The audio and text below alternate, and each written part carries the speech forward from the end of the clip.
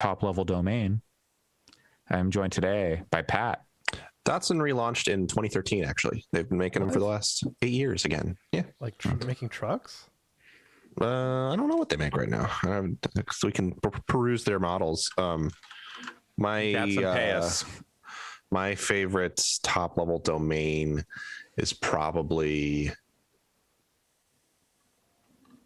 I don't know. I don't know if is there a .weed? There's probably a .weed. Oh, most assuredly. Yeah, that'd be that. I have it open. Oh god, there's a lot of Chinese ones here. There's .wed. No, that's different. Not the same thing. I'm .marijuana. Yeah, Dotson makes like a few different models. They're not trucks. They're not just trucks. They make they make small cars. Yeah, probably mostly in Japan. I don't think. Yeah, I think they're mostly just domestic in Japan. Yep, they're not. Also joining us, speaking ahead of his turn, Alex. I don't see a .marijuana. There was one that looked like .jorts, so I'd be pretty into that one. Ooh, that's good. Is there a .fucks? Can I stack give me a second. Can I stack There's domains? Can I get .jorts.fucks? I've experienced some issues that I won't get into in my professional life with redirects recently, and I don't want to think about the idea of stacking multiple jorts.fucks. 302 babies. Yeah. Well, there you go. All your hottest top level domains. There is a .fun, so it's close enough. Well, you're both not you're both wrong. Well, there's .porn, so I don't want that. No, that's easy. That's just the best top level domain is, of course, .space, because you can visit fix.space at that domain, which is our website. I wish there were emails you could send to a .space domain. Oh, like gaming at fix.space. Oh, I didn't know. I guess we're the first. Wow. Must be. If you want to send your emails to space, send them to gaming at fix.space. Yeah, there you go. Yes. Yeah. Do you want to go to space? Email us at gaming at fix.space. Oh God, I want to go to space so bad. Like, if I don't go to space before I die, I'll die unhappy. So I'll probably die unhappy. Yeah. But like, even if it's just like a vomit comet or whatever, high low orbit, they figured out see the curvature of the earth or whatever. Like Bezos and Musk figured out have already figured out, they have future proofed it so that all of us who don't have $10 trillion are going to have to stay shackled to Earth while they get to go live on Mars. No, I don't want to go that far. I just want to go up for like an hour and then come back. Nope. You're gonna do a cruise around the moon or whatever. We're gonna live in trash cities in 20 years. They're gonna live on a space station. There's a if I'm in hospice or something, just fire me into space. If I'm gonna die, just fire me into space. Let me go and I'll die in my little rocket capsule. I don't care. At that point, they'll probably just strap you into some real fancy VR system and convince you're in space. No, I'm a gamer. That'd probably work. Oh God, what have I said? Ugh. Oh God. Okay. I don't like what I've become. I'm a degenerate. I'm a pervert. I'll know the difference. A gamer. Mm-hmm. Oh man, it's been a long week. Yes, it has. Don't even oh God. I don't even want to get into it. It has been a long week in every way. Yeah, it has been. I mean, aside from the fact that my home life is good, every other aspect of life that must be nice. Yeah, is challenging this week. Oh God, no. You know what might be good? Video games? No, maybe. The fact I don't know. My cat wants to roll around on my lap, but I'm in a racing cockpit and there's not really a lot of room to do that. Yeah. Pat is. You're like that senator from Ohio who is Please don't ever say that about me. That is an aggressive insult that I thought we were friends. Did you see this story? This senator from Ohio was like calling into a Zoom meeting, and he had like the background replacement going, but he had a seatbelt on. That's so funny. like he had his room like as the background, but then everyone was like, "Wait, why do you have a seatbelt on?" And like you could see him like turning his head, like looking both ways. That's funny. He was called into a meeting, and I think it was about a bill about distracted driving or something. Wow, really? It's like, That's yeah, a fucking. so. That's such a fucking senator from iconic, Ohio move. like, It's like, yeah. I'm gonna call into this meeting and I'm gonna make it look like I'm in a car and it's really gonna drive the point home. Like, God, just. Except I think he was actually driving. Oh, that would be fun. That's even funnier. That's an even more senator from Ohio move. I think he was driving and just replaced his background, but I'm not entirely sure. But yeah, video games. That's what we're here for. If you're from Ohio and feel the need to defend it, write us the email gaming My mom fix.space. My mom grew up in Ohio. Oh, so she knows then. She knows. She knows. Generally, you've either got the people who have left Ohio or the people that are in denial who still live there. Or who are stuck there. You know, I totally understand that it's not possible for them to just leave, but Mary Kish should come on the show and defend Ohio. Please, Mary, because I don't think she would. Just tear it down. I don't think she would defend it. Even my mom at this really point likes Cincinnati chili. We made a vegan Cincinnati chili recently that's pretty good. Uses lentils instead of ground beef, and it's pretty good. Sounds all right. Yeah, no, I'm from Michigan, so I've spent a lot of time in Ohio, and it's not a Michigan-Ohio rivalry thing. It's just Ohio is a desolate place in a lot of ways. Electric Six wrote a song about being stuck in Ohio. Yeah, it's trying to get out. Let's just dedicate this episode to tearing down Ohio. They kind of do it themselves. So. I have one of my I know a lot of people that have lived or live in Ohio, and one family that lives there that I'm friends with. They have always like defended Ohio and been like willing to like stance up anytime an Ohio joke gets thrown out. And even now over the past couple of years, they're like, we still like Columbus, but Ohio sucks shit. And I think that the love for Columbus is fading as well. The only place I've ever known about really in Ohio is Cleveland because of the Drew Carey show. Mm-hmm. Cleveland's a rough city. I feel really, I don't want to be too real, but I have a lot of empathy for people stuck in Cleveland that don't want to be there anymore because it is like really economically depressed, and marginalized communities there are just like treated like shit and get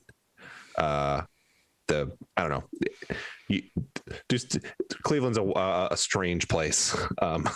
It's like since Drew Carey left, it's like casinos and bars, and then you're just in like really, really, really rundown neighborhoods that are run down because of like specific economic pressure placed on them to do harm at the benefit of wealthier people. It's terrible.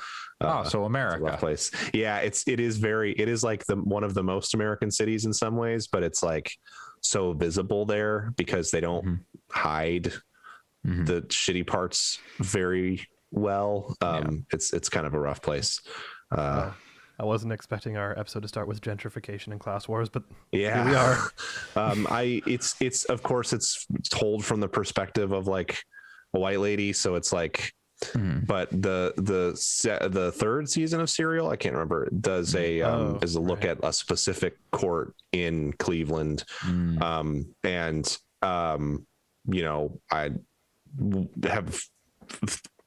I don't have any particular opinions about the staff at Serial and the hosts and stuff, but there's some interesting stuff in there to pull out, even if it's not a perfect podcast about Cleveland's justice system. That it's always, we're a video game podcast. It's always good to educate yourself on the world you live in.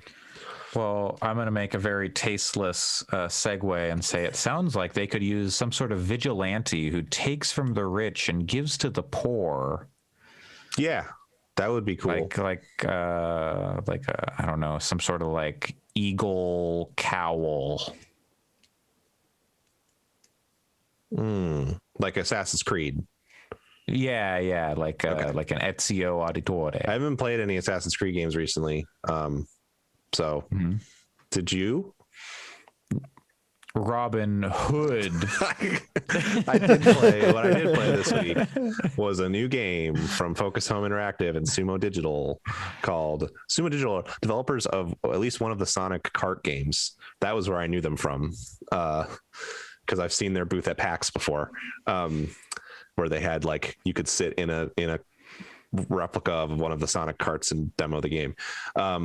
But they came out with a new game this week called That's Hood. actually what Pat is sitting in right now. When he said he's sitting in a racing cockpit, he's sitting in a Sega Sonic Racing. From them at the end of the PAX in 2019.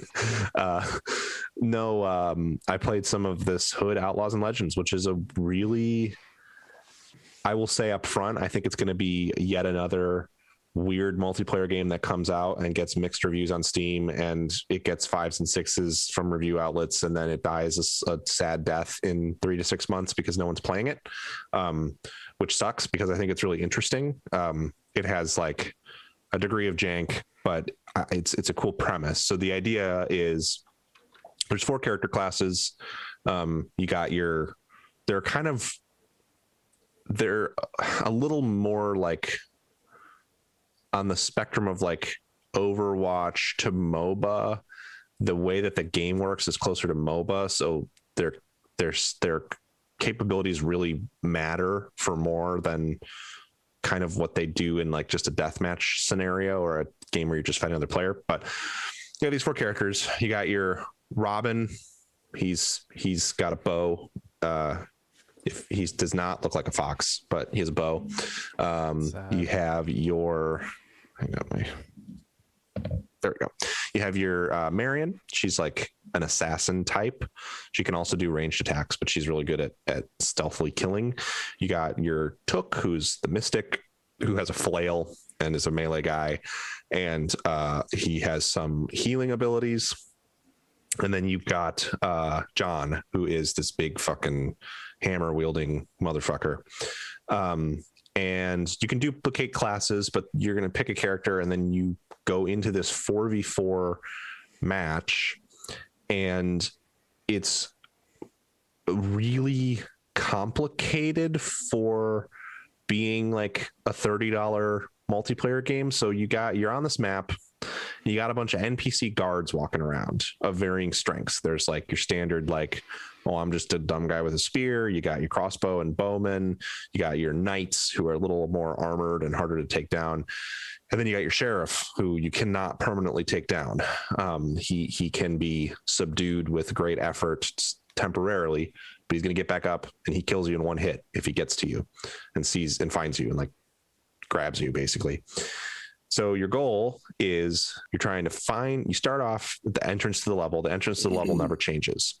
But you're trying to find where the sheriff is and then steal a key from the sheriff. And then, which you have to do by sneaking up behind him and grabbing it when he's not looking. And then you got to find the vault. You open the vault with the key. You take a chest out of the vault, and then you take the chest somewhere to a few different extraction points. You put that chest inside of a bigger chest, and that's chest inside of a bigger chest. If by bigger chest you mean a boat, then yes, nail it to yourself and you smash it with a hammer. You put the chest on an evacuation point, and then you have to winch it off of the map to win. Basically, there's only one chest, and all of these objectives are things that you're fighting with another team to complete. That sounds strangely like the Dark Zone in Division, like the original Division. There certainly are points of comparison to a game like that. Yeah. The flow of the game is really, the other thing that's really important to note too, is that there's capture points around the map, which act as spawn points. You capture them like you would capture a point in a Call of Duty Dominion game or like Battlefield or whatever. Just stand in the capture area, and when you own the point, you can spawn there when you die. So those are super important, because otherwise you have to run across the map, and the maps are fairly large. They're like the size of maybe like a Hitman level, something like that. And I think it's conceptually, it's really interesting because something that I noticed when playing with my friends is we were constantly talking about what was happening in the game, which is not something that we do when we play like, you know, Call of Duty or something like that. There's not really, you just kind of are shooting the shit at a certain point because you're going through the motions. Even in games like Overwatch and stuff, I kind of eventually hit that point. And that may be something that happens with this game eventually, but it's been nice to have something kind of fresh where we have to like actually try and say like, oh, I'm going to go do this. I'm going to go do this, because the characters have different kind of capabilities. Like Robin can shoot down ropes from that are hanging off of like the sides of walls and stuff so that everyone can climb them. John can hold open portcullises that have been dropped because the enemy's been alerted, or the NPCs have been alerted. They'll drop the portcullises and John can open them up so you can get through. I don't know if Marion or the Mystic Took have any things that like that for mobility, but it means that like everybody's got different stuff that they're capable of doing at different stages of the heist, and everyone kind of has to be communicating a little bit. I don't know what good it would be with like random people. We've always had one random person because we have 3 playing, and it's been fine because the random person either follows up us or they don't. And you know, with 3 of us kind of dictating what we're doing, it's not so bad. But the thing that I think is going to have people frustrated with this game is that it's not a good melee combat game, or a particularly good shooter.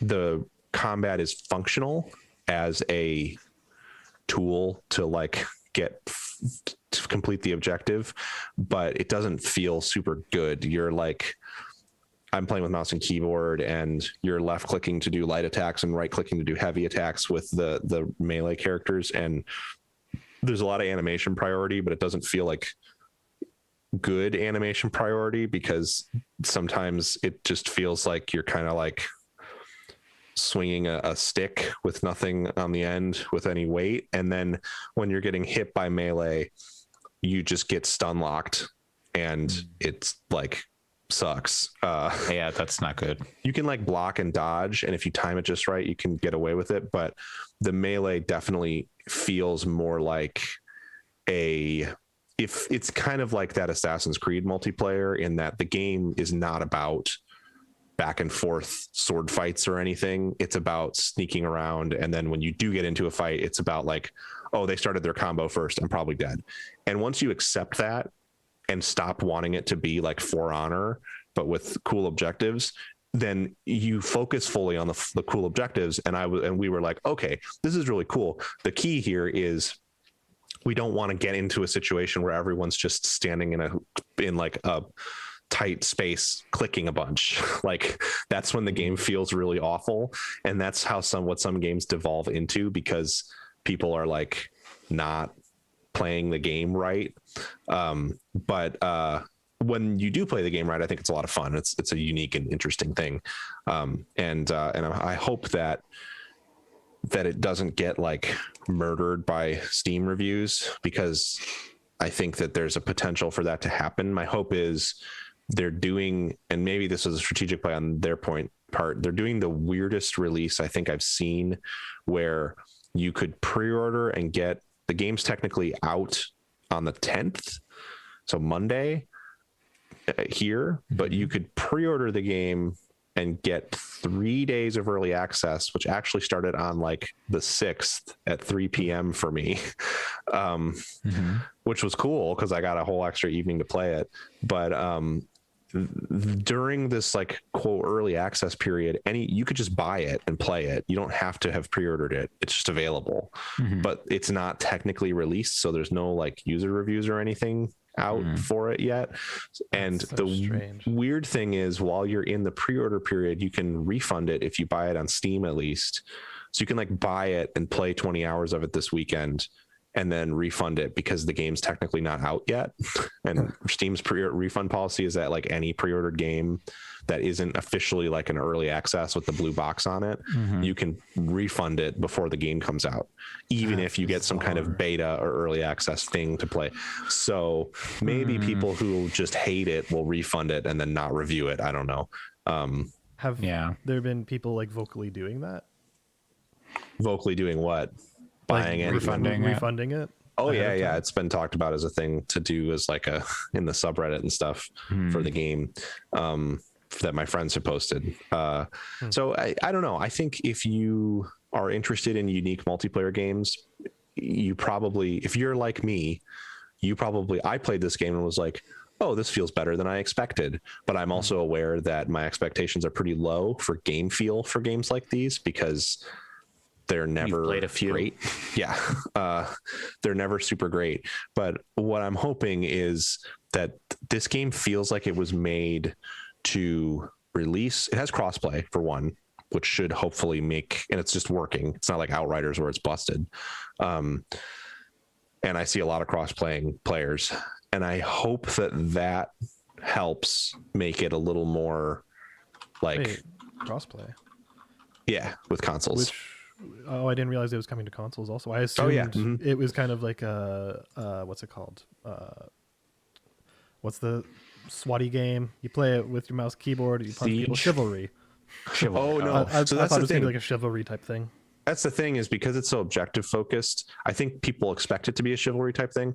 I played the Chivalry 2 beta a couple weeks ago and it's phenomenal. This game does not feel like, you do not have any fine control over your melee like at all. You click and then you do the animation and that's it. It's if it were a melee combat game, I would say it's a bad game because it's like kind of like a rough version of Dark Souls combat or something. Sure.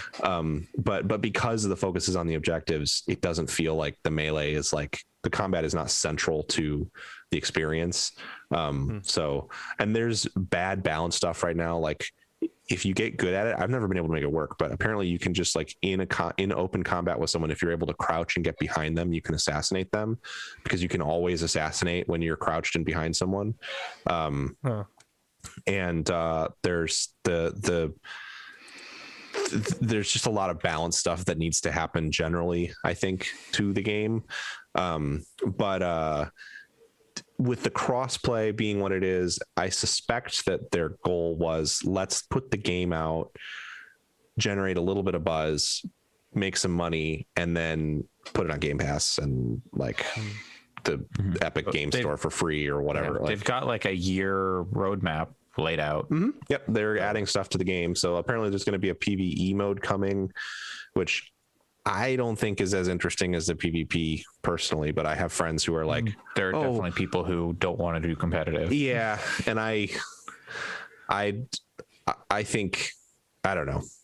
I think you should just mute everyone, try it out. But also, I get it. So, I don't think it'll be a very good co-op game, though. I would wait for something like Back 4 Blood or something if you're really into co-op. But sorry, I was just reading what other games Sumo Digital has developed. Just because I haven't really. They do like Mod Nation Racers or something. Or is they that did someone Little else? Big Planet 3. They did Crackdown 3. Right. They did the multiplayer on Crackdown 3. I think they did the multiplayer on Crackdown. Unclear from this list I'm looking at. They have Hitman 2 on their list, and I know that they did not develop. They were not the lead developers on Hitman 2, but I don't see it on this list. I think they've done a lot of contract stuff. Yeah. I'm looking at, this is a list of games developed, so I assume this is stuff they've outright developed on. And Sackboy: A Big Adventure's there. A lot of racing games, which is surprising that this is They have like 8 studios, which is wild. Like 8 offices. Yeah, they have like 800 employees around the UK. That's crazy. Yeah, I think they're a big contract house, and so that kind of gets to my point about like, I think this game has its rough edges, and I think it's a weird release strategy because this seems like the kind of game that you would have wanted to put out in early access or have a bunch of betas for, and they just didn't. So I suspect that for the next few months is going to fulfill that kind of like balancing and polishing period, even though you bought it, which take from that what you will in terms of how shitty. I don't care. It's a $30 game. It's not like it's $70. So it doesn't bother me to kind of pay for a sort of season 0 beta or whatever. But the thing that I'm hopeful, the reason I'm hopeful is it's published by Focus, so it has like a real publisher behind it, and a real publisher that isn't 2K or EA or Activision, who's just gonna like, hopefully they won't just like pull the plug in 2 months if it's not doing well. So Yeah. hopefully it'll pick up. They're gonna add another character this year, and then I assume they'll add more if there's interest in the game. Oh, man. What other like folk tale-y kind of characters would you want added to this? Like outside of the Hansel Robin and Hood? Gretel. Oh God. That'd be funny. It definitely has a cool, I love the vibe of the game art man. style wise. It's like kind of grimdark. It's not like colorful and cheery Robin Hood. It's more like, holy shit, I just like you like when you assassinate an NPC as Robin, you take an arrow, he takes an arrow out of his quiver and like runs Shoves it it up his through their butt. well, runs it through their throat, and there's a big spray of blood. John can like explode people's heads with his hammer and stuff. It's definitely like a dark, gritty take on Robin Hood. What if same idea, same like basic, objective based multiplayer competitive kind of thing, set in the Shrek universe? Sure, I'm in. Done. Yeah. Into it. And then bring in, like, make the Disney Robin Hood canon with the fox, but only bring in Sir Hiss. And there's just this really fucking angry snake. There's a Shrek platform fighter for the Game Boy. Oh yeah. Yeah. Don't worry, we're aware. There's I believe there's one for the GameCube as well. Maybe it's just for the GameCube. Or it's like an arena. What do you think probably the not a odds are that platform. someone's added online multiplayer to that? Probably low. Possible? Wish that would be amazing. If Possible. there is Shrek, I'm saying it now. I'm making a promise. If someone can add multiplayer to the Shrek platform fighter by the time we do episode 420, we will stream that and play it as part of episode 420 celebrations. That's a big promise, but okay. It's also a promise Shrek, that's not going to happen for like 6 years. So Shrek Super Slam on the Nintendo DS and the GameCube. Oh, it was DS.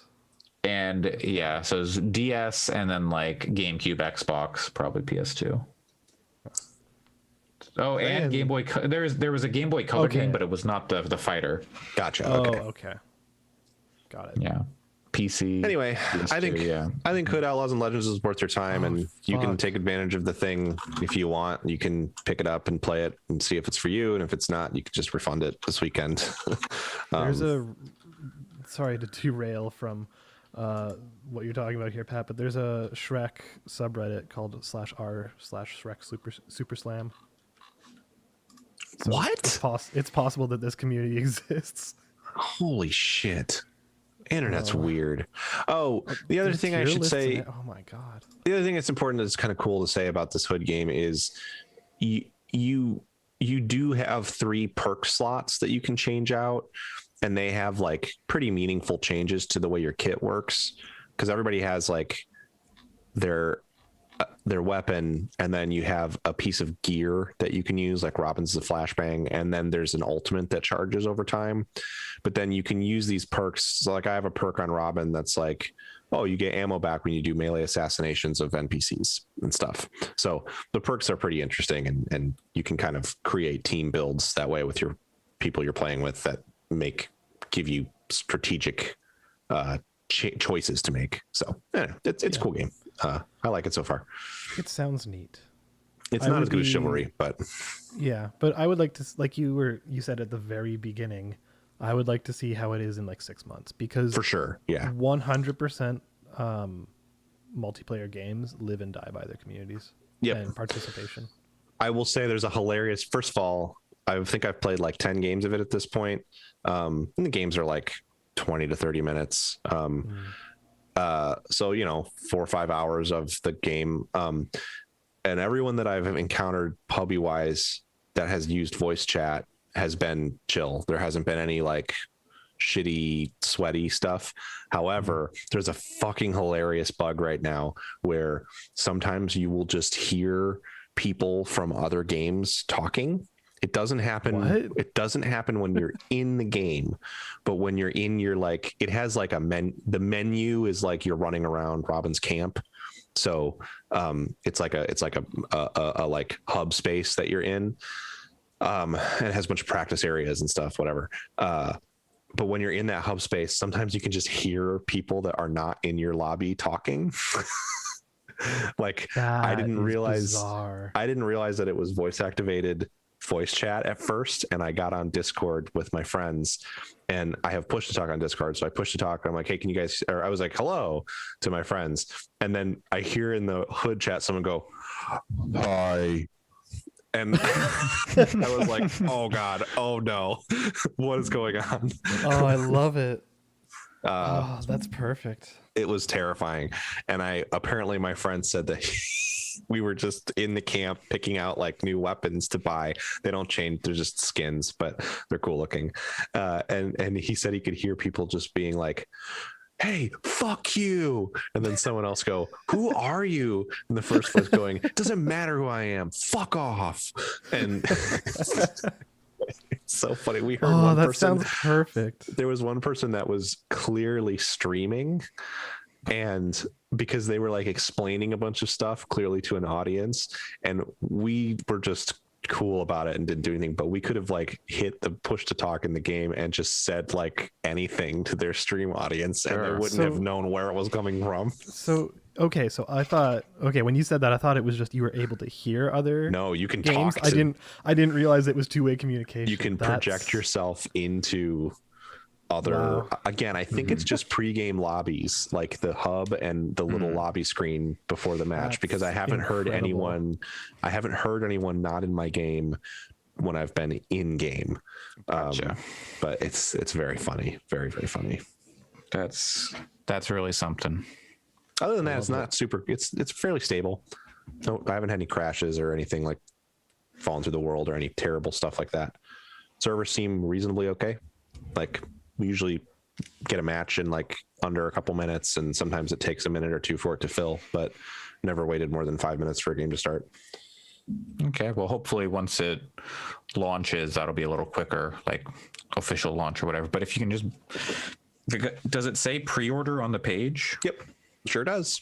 Maybe that's like some people are just waiting for it to be, because they don't realize like, oh, I could just play it now or something. Yeah, I don't know. I don't think the queue times are because there's nobody playing either, or a low player count. I think it's more since they just launched, their servers are getting like, they're a little slow to put games together, but I think it's, At least they work. I think they're dedicated. I don't know if they're dedicated servers or not, but it does say when you find a game setting up server, which I mean could mean that it's setting up the server client on somebody's local machine, but I feel like it's dedicated because I haven't had any disconnects and it's been pretty stable from a ping perspective. So Okay, cool. Well, that's Hood, Outlaws, and Legends. And Shrek Super Slam coming to a stream near you. There's actually there's a Vice article on that scene from 2016.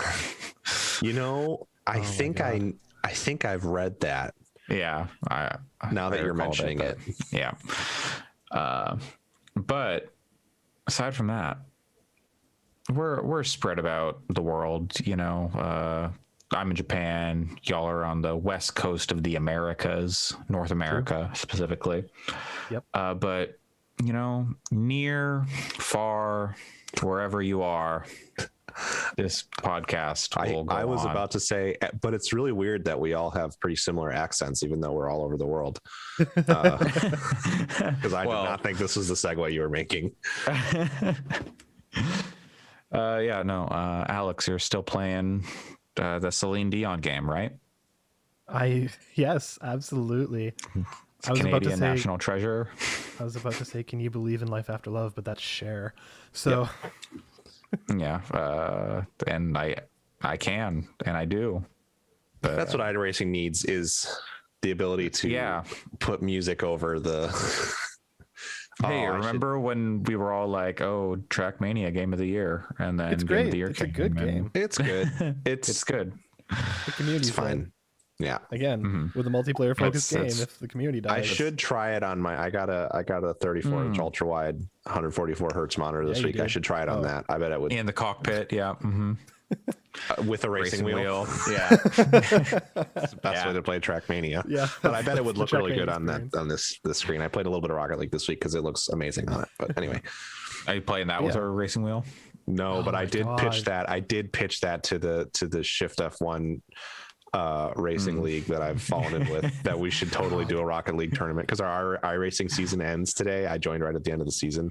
Wow. So we're doing some like dumb one-off races and stuff. We should. I pitched that we should definitely do a rocket. The problem with that, but you could use the clutch pedal for activating boot. Oh no! Yeah, now yeah, it's like people now have it's buttons on turning. there. No. Like you could, Now the you wheels can- are turning. Well, it's Yeah. more the rotation of the car is important in Rocket League. Sure. Yeah. But if you use the clutch pedal for like forward rotation, I don't know. I'll have to think on this. This could be good. Try it out on some bots and Oh Yeah. no, I'm taking it to the competitive ranked queue. ladder, right? It's just trial by fire. Speaking of fire, I don't know. I haven't played Nier. They're Drakengard, the dragons, fire, the lady with the salt falling on Tokyo. Nier. There we go. Got it. Yep. Nailed it. It is pretty lit. That is accurate. Yeah, no, I talked about it last week. Last week I was like 10 hours in. This week I'm like 40 something, 43, 44, somewhere around there hours in. And I'm still in the first ending, the first playthrough. I'm super taking the time with that first one and just doing like 100% quest completion. Definitely what you're supposed to do, it sounds like, if you want to do everything. Yeah. The last quest I'm on seems like it could actually take a lot of real world time. It's the one that people tend to time travel with in terms of like resetting their clock. So I don't know. We'll see if I can find a way to make that work on PS4 because otherwise I'm going to be waiting like 3 or 4 days. And I would like to get to the next playthrough because I'm like, in terms of main story quest, I'm at the last part. It has shown me the message. If you cross this barrier, you can't go back, basically. Yeah. So for Pat, I'm at the Shadow Lord's place. I got the key all set up and stuff like that. So I assume that's basically the end. Castlevania, Lords of Shadow. Sorry, say again. You're on. This is your first playthrough. Yes, this would be Okay. the A playthrough. And I could potentially. Okay, so again, I'm doing 100% completion, so no one has to do this. I'm just not sure what comes between playthrough 1 and 2. Like, I don't know if you retain any inventory. I don't know if. I don't actually remember how much of that stuff carries over, to be honest with you.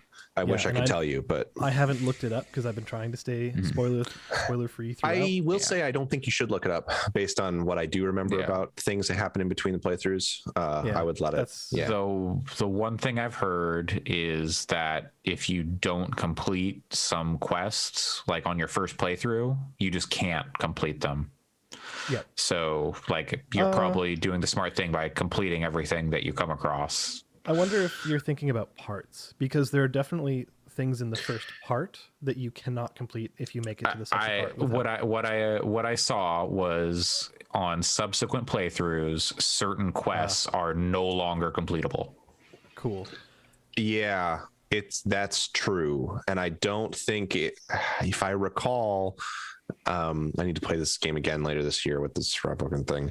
But really good. if I recall, it's not in every instance that the quest isn't available. It's that sometimes on subsequent playthroughs, you just cannot get the item that you need to complete it. Yeah, which is exactly why I'm like, I wonder if any inventory follows through because mine is purely about crops. It's about growing the flowers and I having. don't the seeds. think any of that stuff carries over. I could Yeah. be mistaken though. So it'll be a while before I'm on the second playthrough, unless there's a way to time travel. I think if it becomes a source of anxiety, I believe you could look up something like, do items transfer between routes? And it wouldn't spoil anything. I don't Hey, mean Andre. You could think have Pat. there's any- You could have Pat look it up. Oh, for I could you, just look it up 'cause for you Pat too. played Yeah, it, that's true. But yeah, no, to the game itself and not talking about planting flowers and things of that nature, it's really good. I can totally understand, Pat, why you say you might prefer its story over Nier Automata, because I think Nier Replicant and Gestalt by extension, it's really about the characters and it's about like humanity in a lot of ways, because you're going through these villages and they're full of people, like people that you can talk with. They're living people, and you don't get that in Automata. In Automata, it's robots, and you get like the tiny village of people right at the very start. But other than that, you're interacting with 2B and or 9S, maybe A2, and then that's kind of it for the most part. Like you get Pascal in there for a lot of it, but like that one's more about like the analysis of a world after humanity's basically gone, whereas this one is more about humanity while it's still there. So I can understand why one would prefer that over the other. And you framing all of this, I won't ever promise no spoilers. You framing all of this the way that you are, I am so excited for you to get to Route B and see like the like, oh, holy fuck moment of the sort of the ways in which they slowly peel back the skin on what is going on is so good in that game.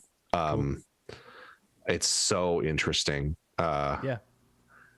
So, and I think the more I think about it, the more, because I have a friend who's been asking me a bunch of questions about Automata because he won't just play it. But it's been making me think more about like the parallels and rhymes between the first Nier and Automata, and it's just such a cool setting. And like I hope that when they make another Nier, and I'm pretty sure they will, it's set another like 4,000 years in the future after Automata, so we can see what like cruft from that world influences another super nihilistic, depressing story. Because it's just, it's good. Yeah. This game very much, like, I would say every boss battle and every, like, main story questy kind of thing has a lot of weight to it. Like, I'm not going to say what happens, like, but the thing that happens at the Aerie, the village that's like built into the mountains. It's a very cool fight. And the outcome and like what it does to the world is pretty crazy. It was that fight was fun to do, in my opinion, in the original game. So I can only imagine it's really cool with better combat. Yeah. Andre, sorry, you were going to say something. Oh, I have Googled this for you. Below is a list of elements that you can transfer onto your next file. Nier's level, Nier's stats, items, gold, all weapons, progress for Act 1. Oh, there you go. Players skip to Act 2 instantly. Oh, that skip is new, I think. If the items come through, then I should be okay, because all I need are the seeds. That I'm glad that you read that off, because that makes me way more likely to play it sooner, because I don't think you could skip Act 1 in the original release, and that's not a spoiler if to know that you can in the subsequent playthroughs, because there's it makes sense that they would let you skip it, and you could not do that in the original Nier. So you had to play Act 1, I want to say 4 times, which Act 1 is like changing. 6 hours long or more if you do side quests. Yeah. But so it's like Returnal. Nier is closer to Returnal than Nier Automata. The original Nier is closer to Returnal than Nier Automata in terms of its structure of how you do the subsequent playthroughs.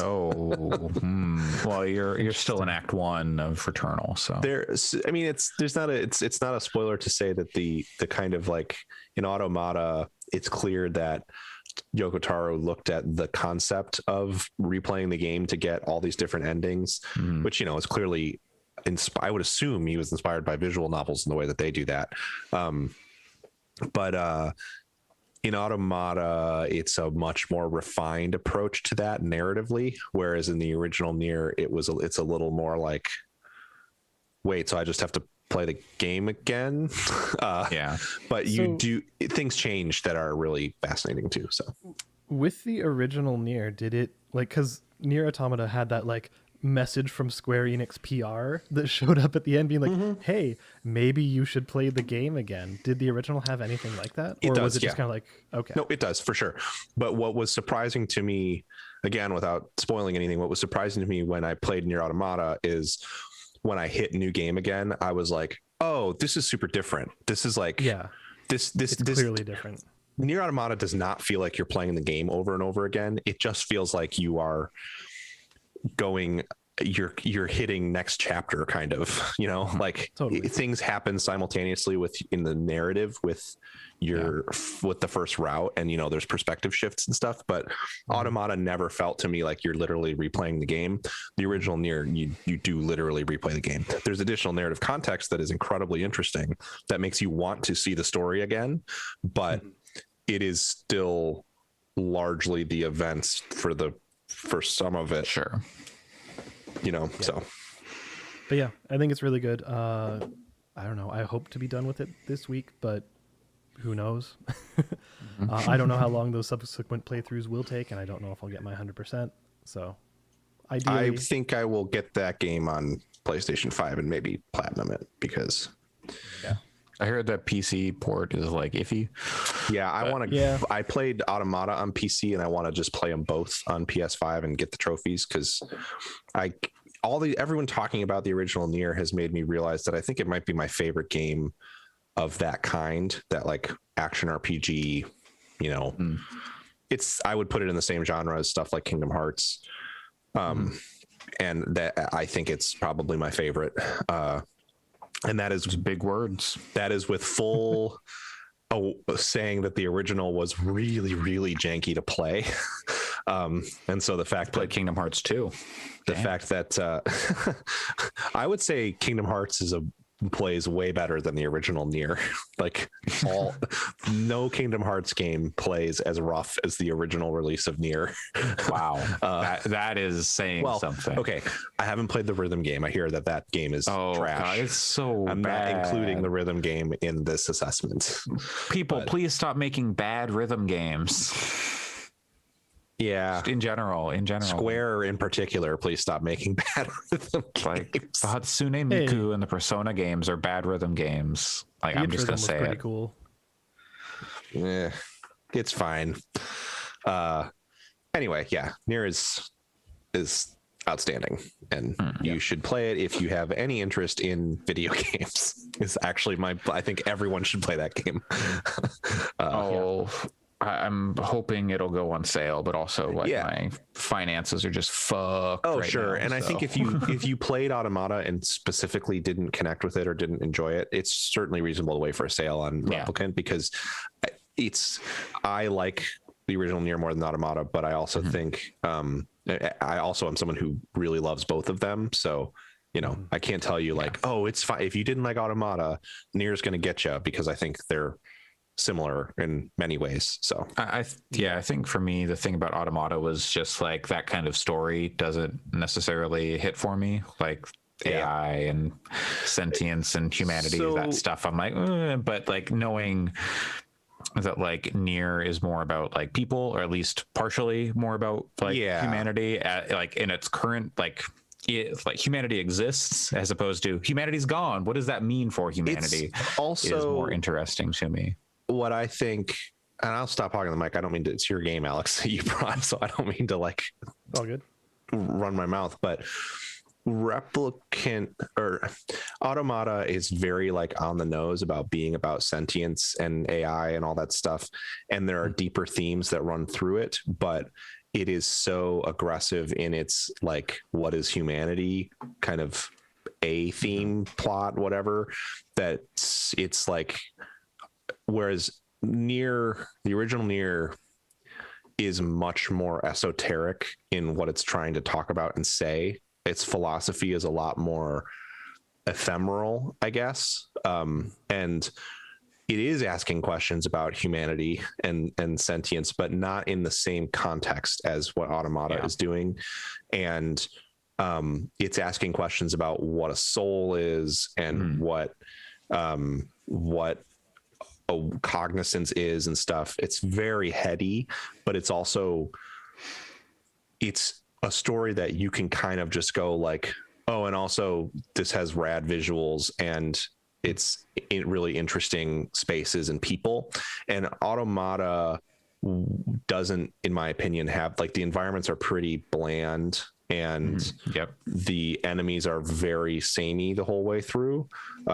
So it doesn't have the same degree of doesn't have that same degree to the same degree of like unique spaces and just an interesting kind of like world to move through from a visual and like aesthetic perspective, I guess. Yeah. And one difference that I would say, and especially because you're interacting with actual people and humans and stuff like that, is Nier Original, Nier Replicant, there's a lot of like side quests where you'll be doing them, and then the ending of the side quest is kind of like a personal choice where you have to be like, okay, you've just got this really terrible piece of news. Do you tell the person this news? Like, do you tell them this is what happened, or do you lie to them so they live their life happily, kind of stuff? And like those actually have consequences for those characters. And like there's one where this guy had a girlfriend, and then they kind of drifted apart, but they still cared about each other. And then like 5 years later, the guy got married and has kids now and stuff. But you find out that like 4 years before, like a year after they broke up, she was killed by one of the Shades, which is one of the like the bad guys. And he never knew. And he's happily living his life over here. And she's like, oh, she just hasn't written because she's been busy. And you find out she's been murdered, and it's your choice as the player to say, like, do you tell him that, yeah, she's dead, or do you just let him live his life happily with his family? And it makes you think about that choice. And what I love about the way it deploys those choices is there is no Mass Effect style. There's anything wrong with Mass Effect. There is no Mass Effect style like gauge that you're making the choice because like, oh, this is going to give you run. No. Oh like, yeah, no. That choice has narrative implications for that character, but it does not affect the overall plot. Totally. And it is just a moment for you to reflect on that micro story. And there is no like, you don't need to look at as far as I remember, you don't need to look at a guide for side quest choices to get all the endings. That stuff is not tied to that. So I think it's cool the way it deploys those decisions. Yeah, it's really good. I would say the experience so far has been really pretty much wholly positive. The only negative I would say is that the side quest design is not very good. It's fetch quests. It's go collect 20 of these, go collect 10 of these, and it's like, and for me that's not the most fun. But I've kind of just been able to put on a podcast and just kind of blindly just kind of do the stuff until I get the stuff, and then continue the story. I had such a weird. I think I watched like Giant Bomb streams and stuff while I did that, but I had such a fucking weird experience of playing that game because I played it in like 2016, early 2016. And that was like a year and a half or so before I met everyone here, and about a year and a half ish before I met my current partner. And like 2016, not to get too personal, but 2016 for me was like the year where I was like, my life is not working, and nothing about me is what I want it to be. So like I did a lot of like personal growth and soul searching that year.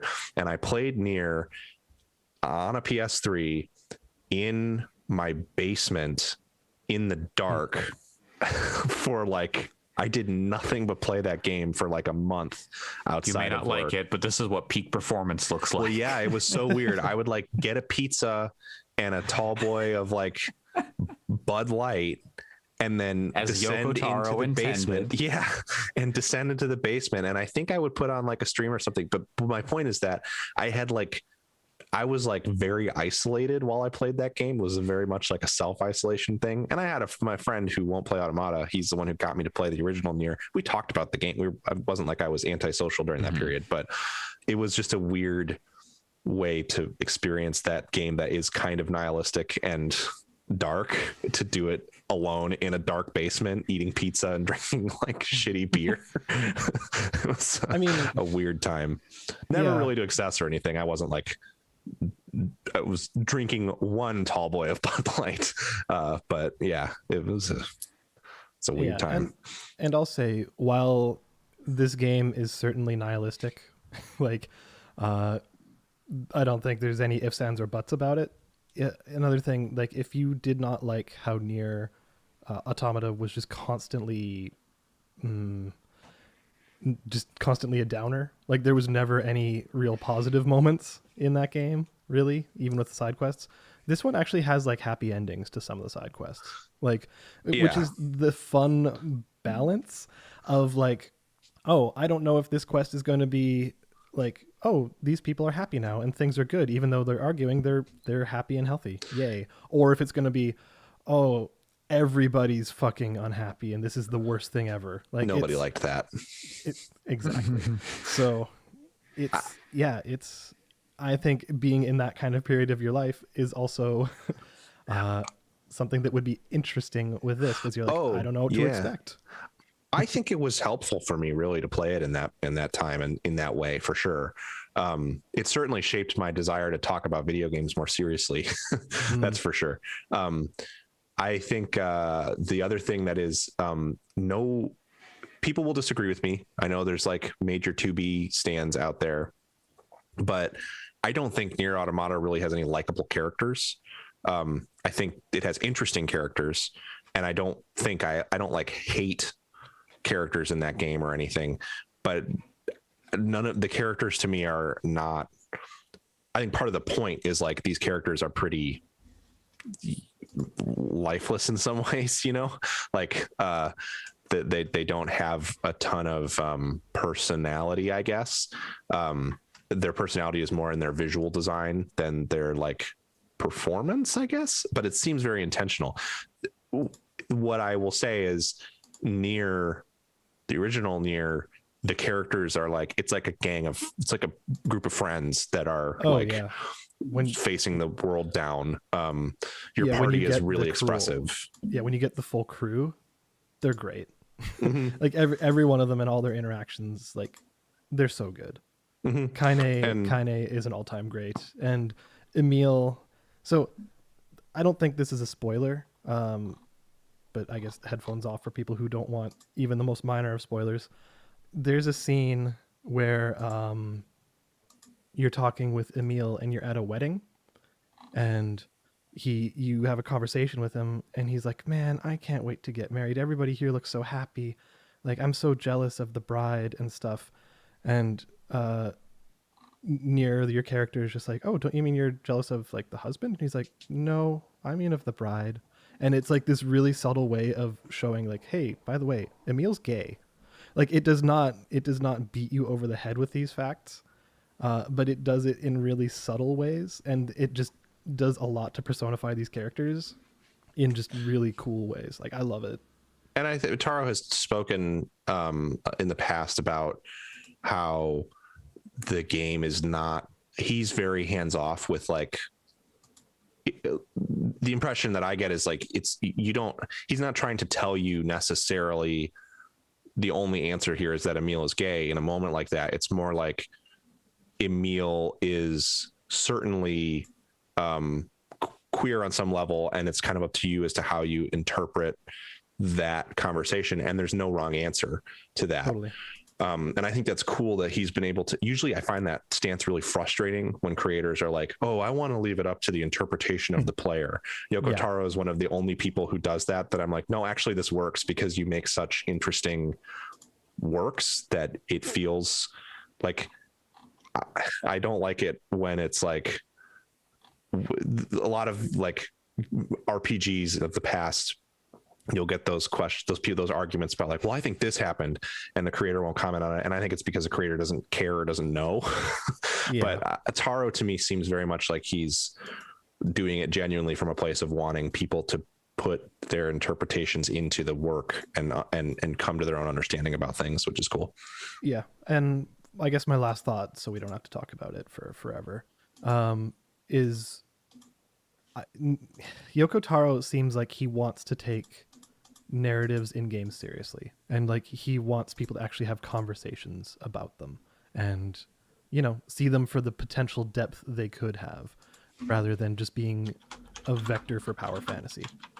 And Yep. I think that's ultimately what Nier does best, and I think Nier Replicant is that at its best. So I would, like, even though I haven't finished the first playthrough and I have kind of a general idea of where things go, I think I can pretty wholeheartedly recommend it for anyone who's interested. All I right. agree.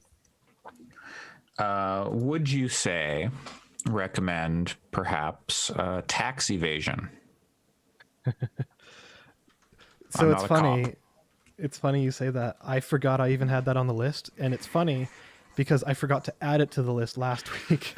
Moving on. Sounds like that game's fine, but just fine. So we're talking about a little game called Turnip Boy Commits Tax Evasion. And if it was kind of making its way around the internet sphere, I don't know, a couple weeks ago, because it's cute and it's kind of quirky and it's got meme humor. The internet's and- shaped like a penis, not a sphere. Let's be honest. Wait, what are you trying to say about penises and their shape? It's like like a cylinder, like a rounded cylinder. I gotta go. I was hoping that's where it was going. So yes, Turnip Boy commits tax evasion. It is a very cutesy art style. It's very much like a top-down RPG kind of thing, like think original Zelda, but more. I don't know. You could say it's somewhere between original Zelda and something like a Nuclear Throne, depending how you want to think of it. Because the gameplay is more like running around and hitting shit and.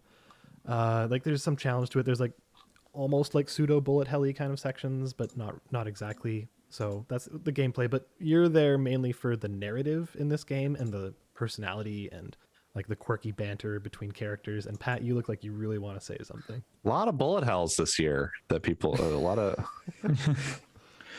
between Turnip Boy, Tax Evasion, and Returnal and Nier, there's a lot of bullet hell going on. Hey, love it. You should play that Toho game I played last year. I will not. It's really good. I played a little bit and I went, Yeah, I think it's excellent. But Turnip Boy commits tax evasion. It's fine. I think for some people it's going to hit better for them than it did for me. I know Allison also fell off of it pretty hard. Like I think she played like an hour or two and just didn't really continue. Like the thing for me that that didn't work for me was a lot of the humor actually. Like while it was well written and it was clever, sometimes it was just extremely memey, like to the point of kind of being just annoying. So like there's a part where you encounter someone who sells subs, like submarines, the sandwiches like you would get at Subway.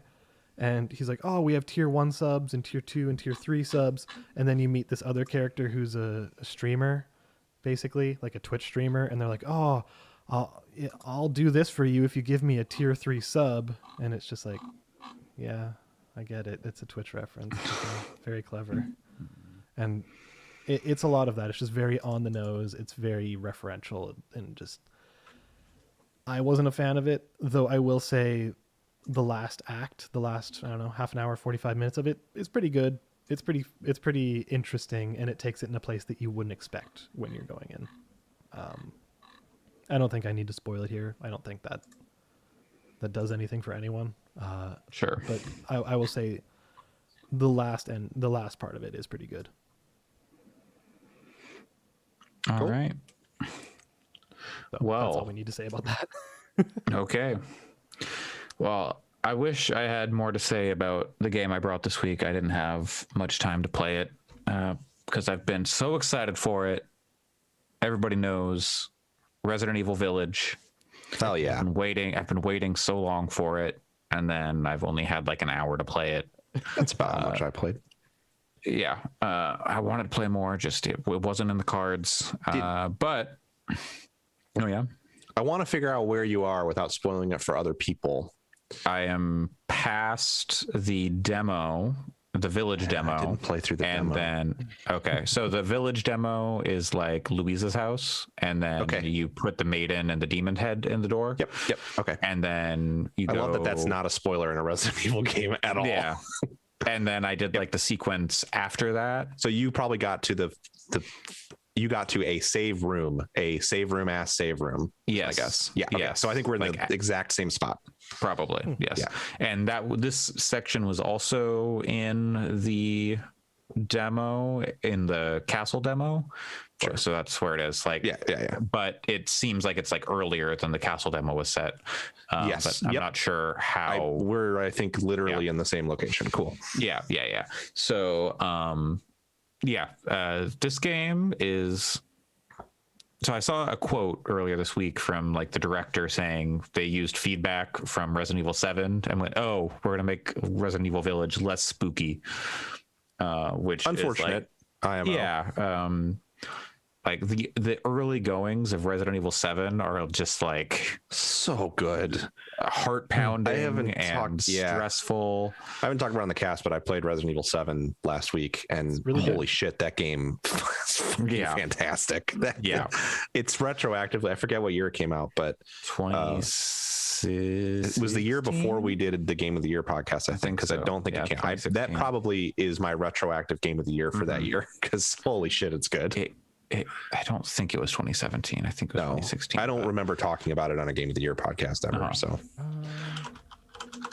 it might have been 2016. No, I think it was 2017. I'm pretty sure we did. Yeah, I was gonna say I'm pretty sure we talked about it on our cast, but I think I was the only one who played it. No, I played it. I definitely played it, and maybe I fucked up. Maybe I made a mistake.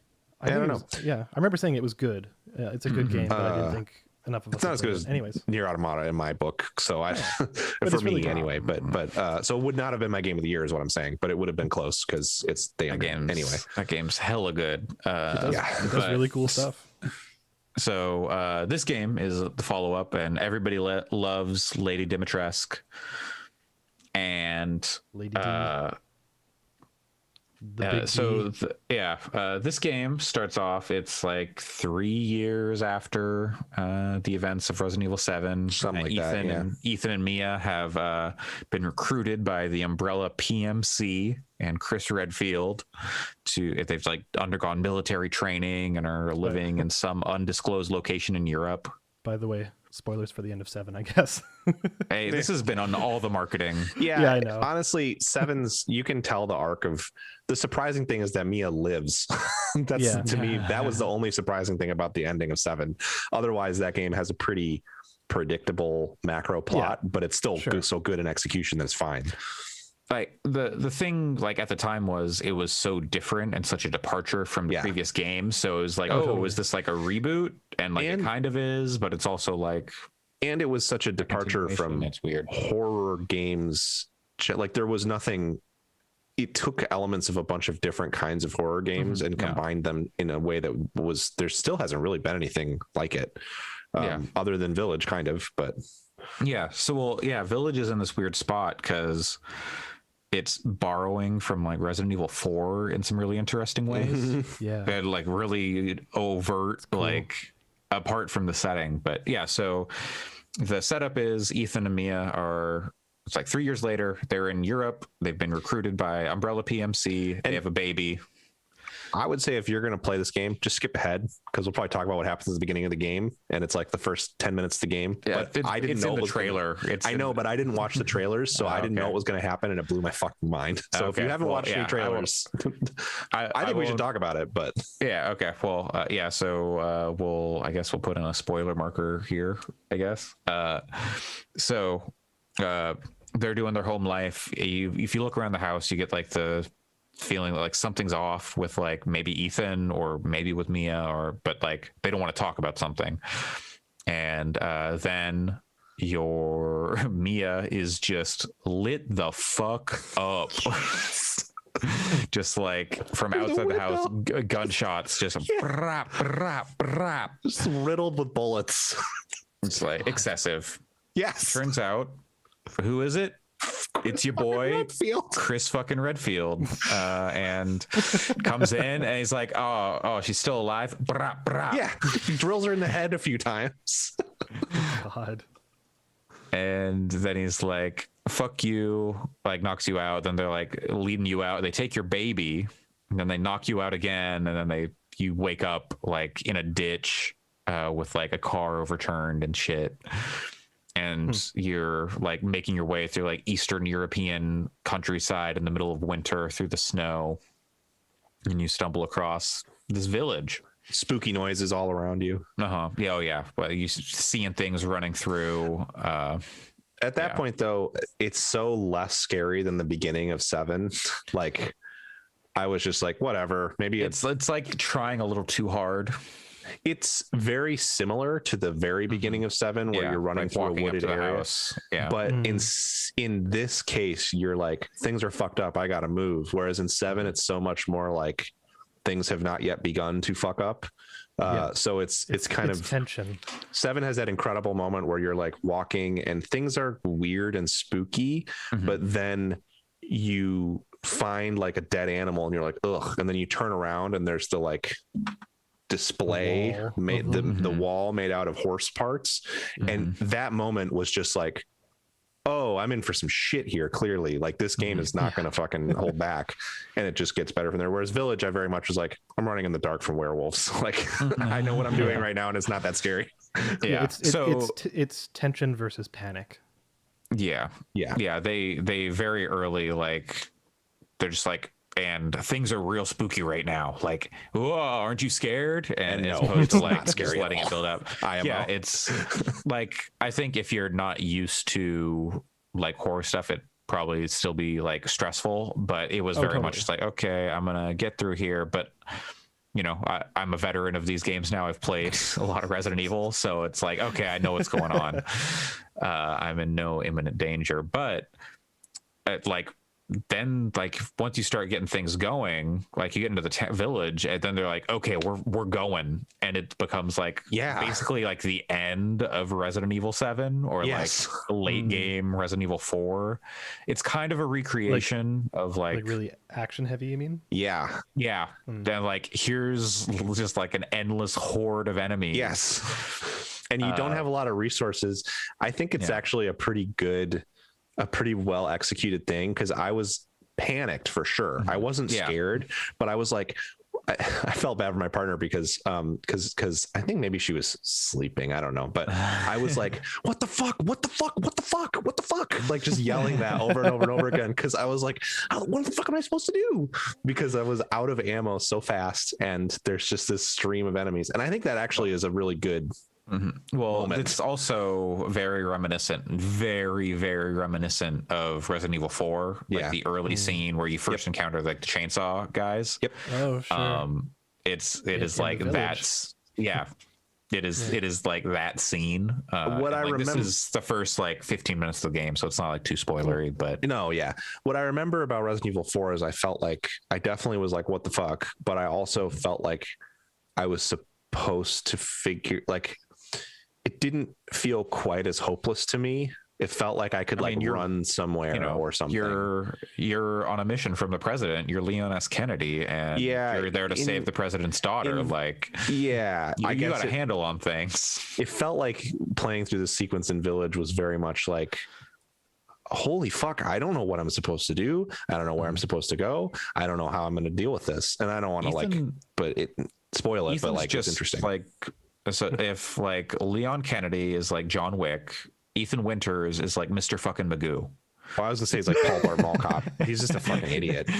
That's the thing about 7. In 7, I was willing to forgive it because he was in like an ultra fucked up situation, and anyone he's just a would. normal dude. He's just like some dude, and then he's like, "We're gonna, you get your hand cut off, and then we're gonna staple it back on." And it's like, "Why does my hand work?" And stuff like that. It was certainly in 7 much more like, okay, I can hang with this guy because he's going through some shit. Whereas in Village, I'm like, you've done this. Like, there's one moment where he goes, why the fuck is this happening again? And that moment was really good. And I was like, okay, I bought that and I'm with you, buddy. But the rest of the time, he's just a dipshit. Mhm. Just like my guy.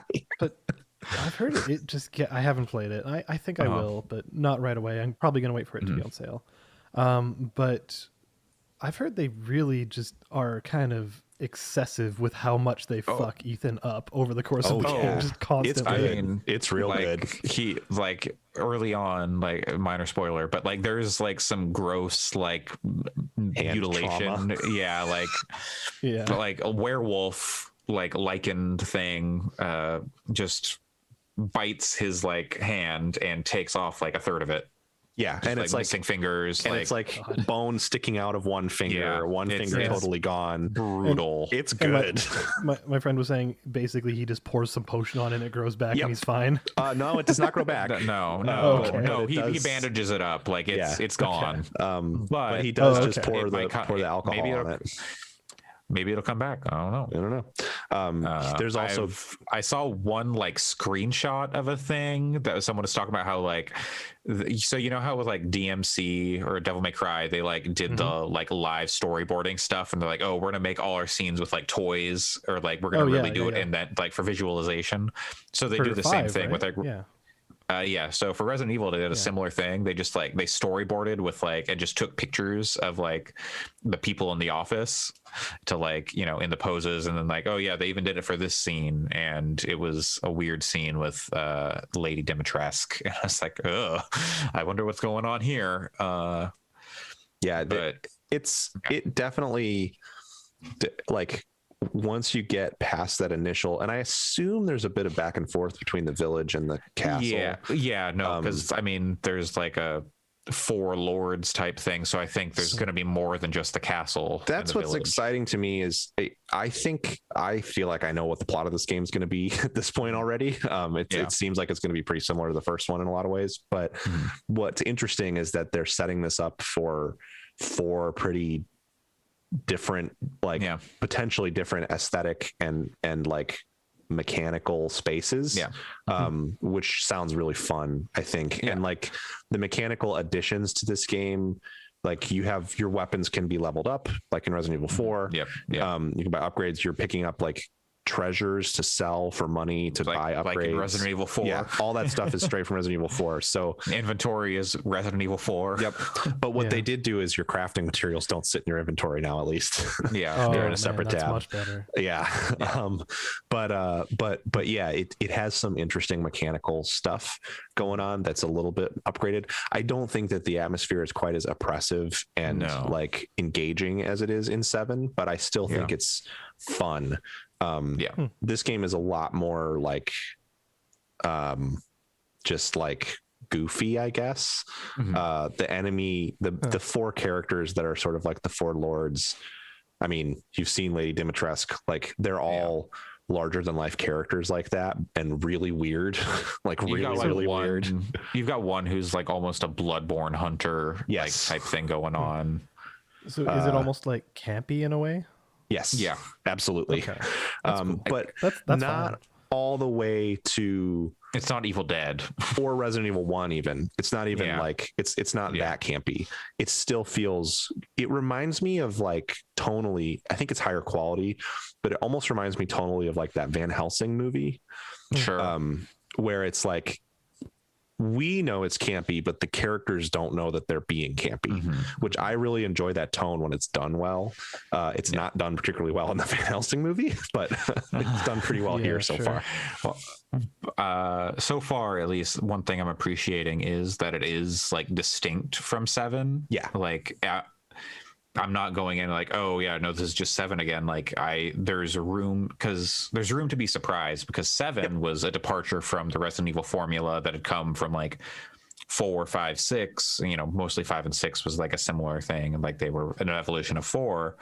And then 7 did its own thing. And now 8, while it's still in that same like mechanical space, what's happening feels like I don't know what could what could happen here with like there's werewolves, there's giant vampire ladies, there's a bunch of other stuff that like is not entirely clear but still looks pretty cool and is very different from anything that I've seen in Resident Evil before. I also like that I think this is highly effective in 7, but 7 feels like a constrained space no matter where you are in it. It doesn't feel like it's there's all a lot of like claustrophobic spaces. and totally.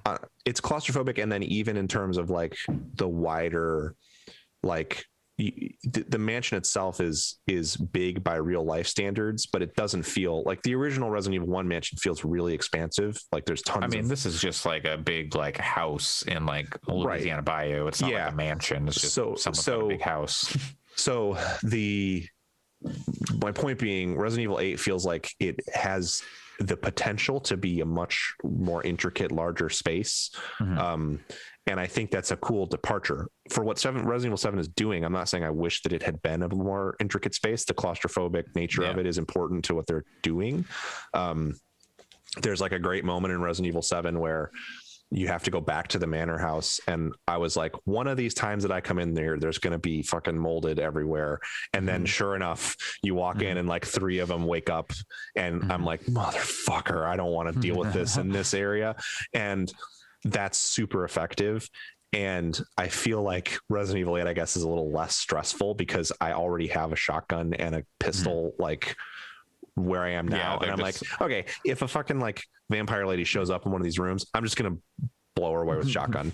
And obviously there's going to be enemies. Yes, there will be enemies you cannot do that with. But I guess what I'm saying is I feel more equipped to just kind of like explore the space, which is something I never really felt comfortable with in 7, even though you have to do it. That's it. It definitely seems like 4, where they want you to feel equipped to explore the space and go around, and you're going to be fighting a lot, but it's not going to be like, oh god, I'm out of ammo, and because you can buy ammo, and and obviously there's a limited amount of like resource, but you can like kind of farm that from some enemies. I should say, I think that stepping back, if 8 progresses in the way that I suspect it will mechanically in that way, I think 7's probably a more I think I'm going to come away from this game thinking 7's better, but also 8's Village seems good. It seems really good, and it's a nice like change of. It's good that they switched it up, because I think if they had just done 7 again, but in a European village, I don't know that it would have worked. So I'm still excited about it. Just changing the location wouldn't be enough. Maybe it would have been fine and good, but it would have been okay that we're doing this again. But because they've changed so much. It feels like there's a little bit of like, I don't know exactly what's going to happen, and there's room to be surprised. I also think that they're inching closer to being just on the. I'm not saying I predict they'll do it. Just saying they're inching closer to the last game in this trilogy, just being like Vampire the Masquerade Bloodlines.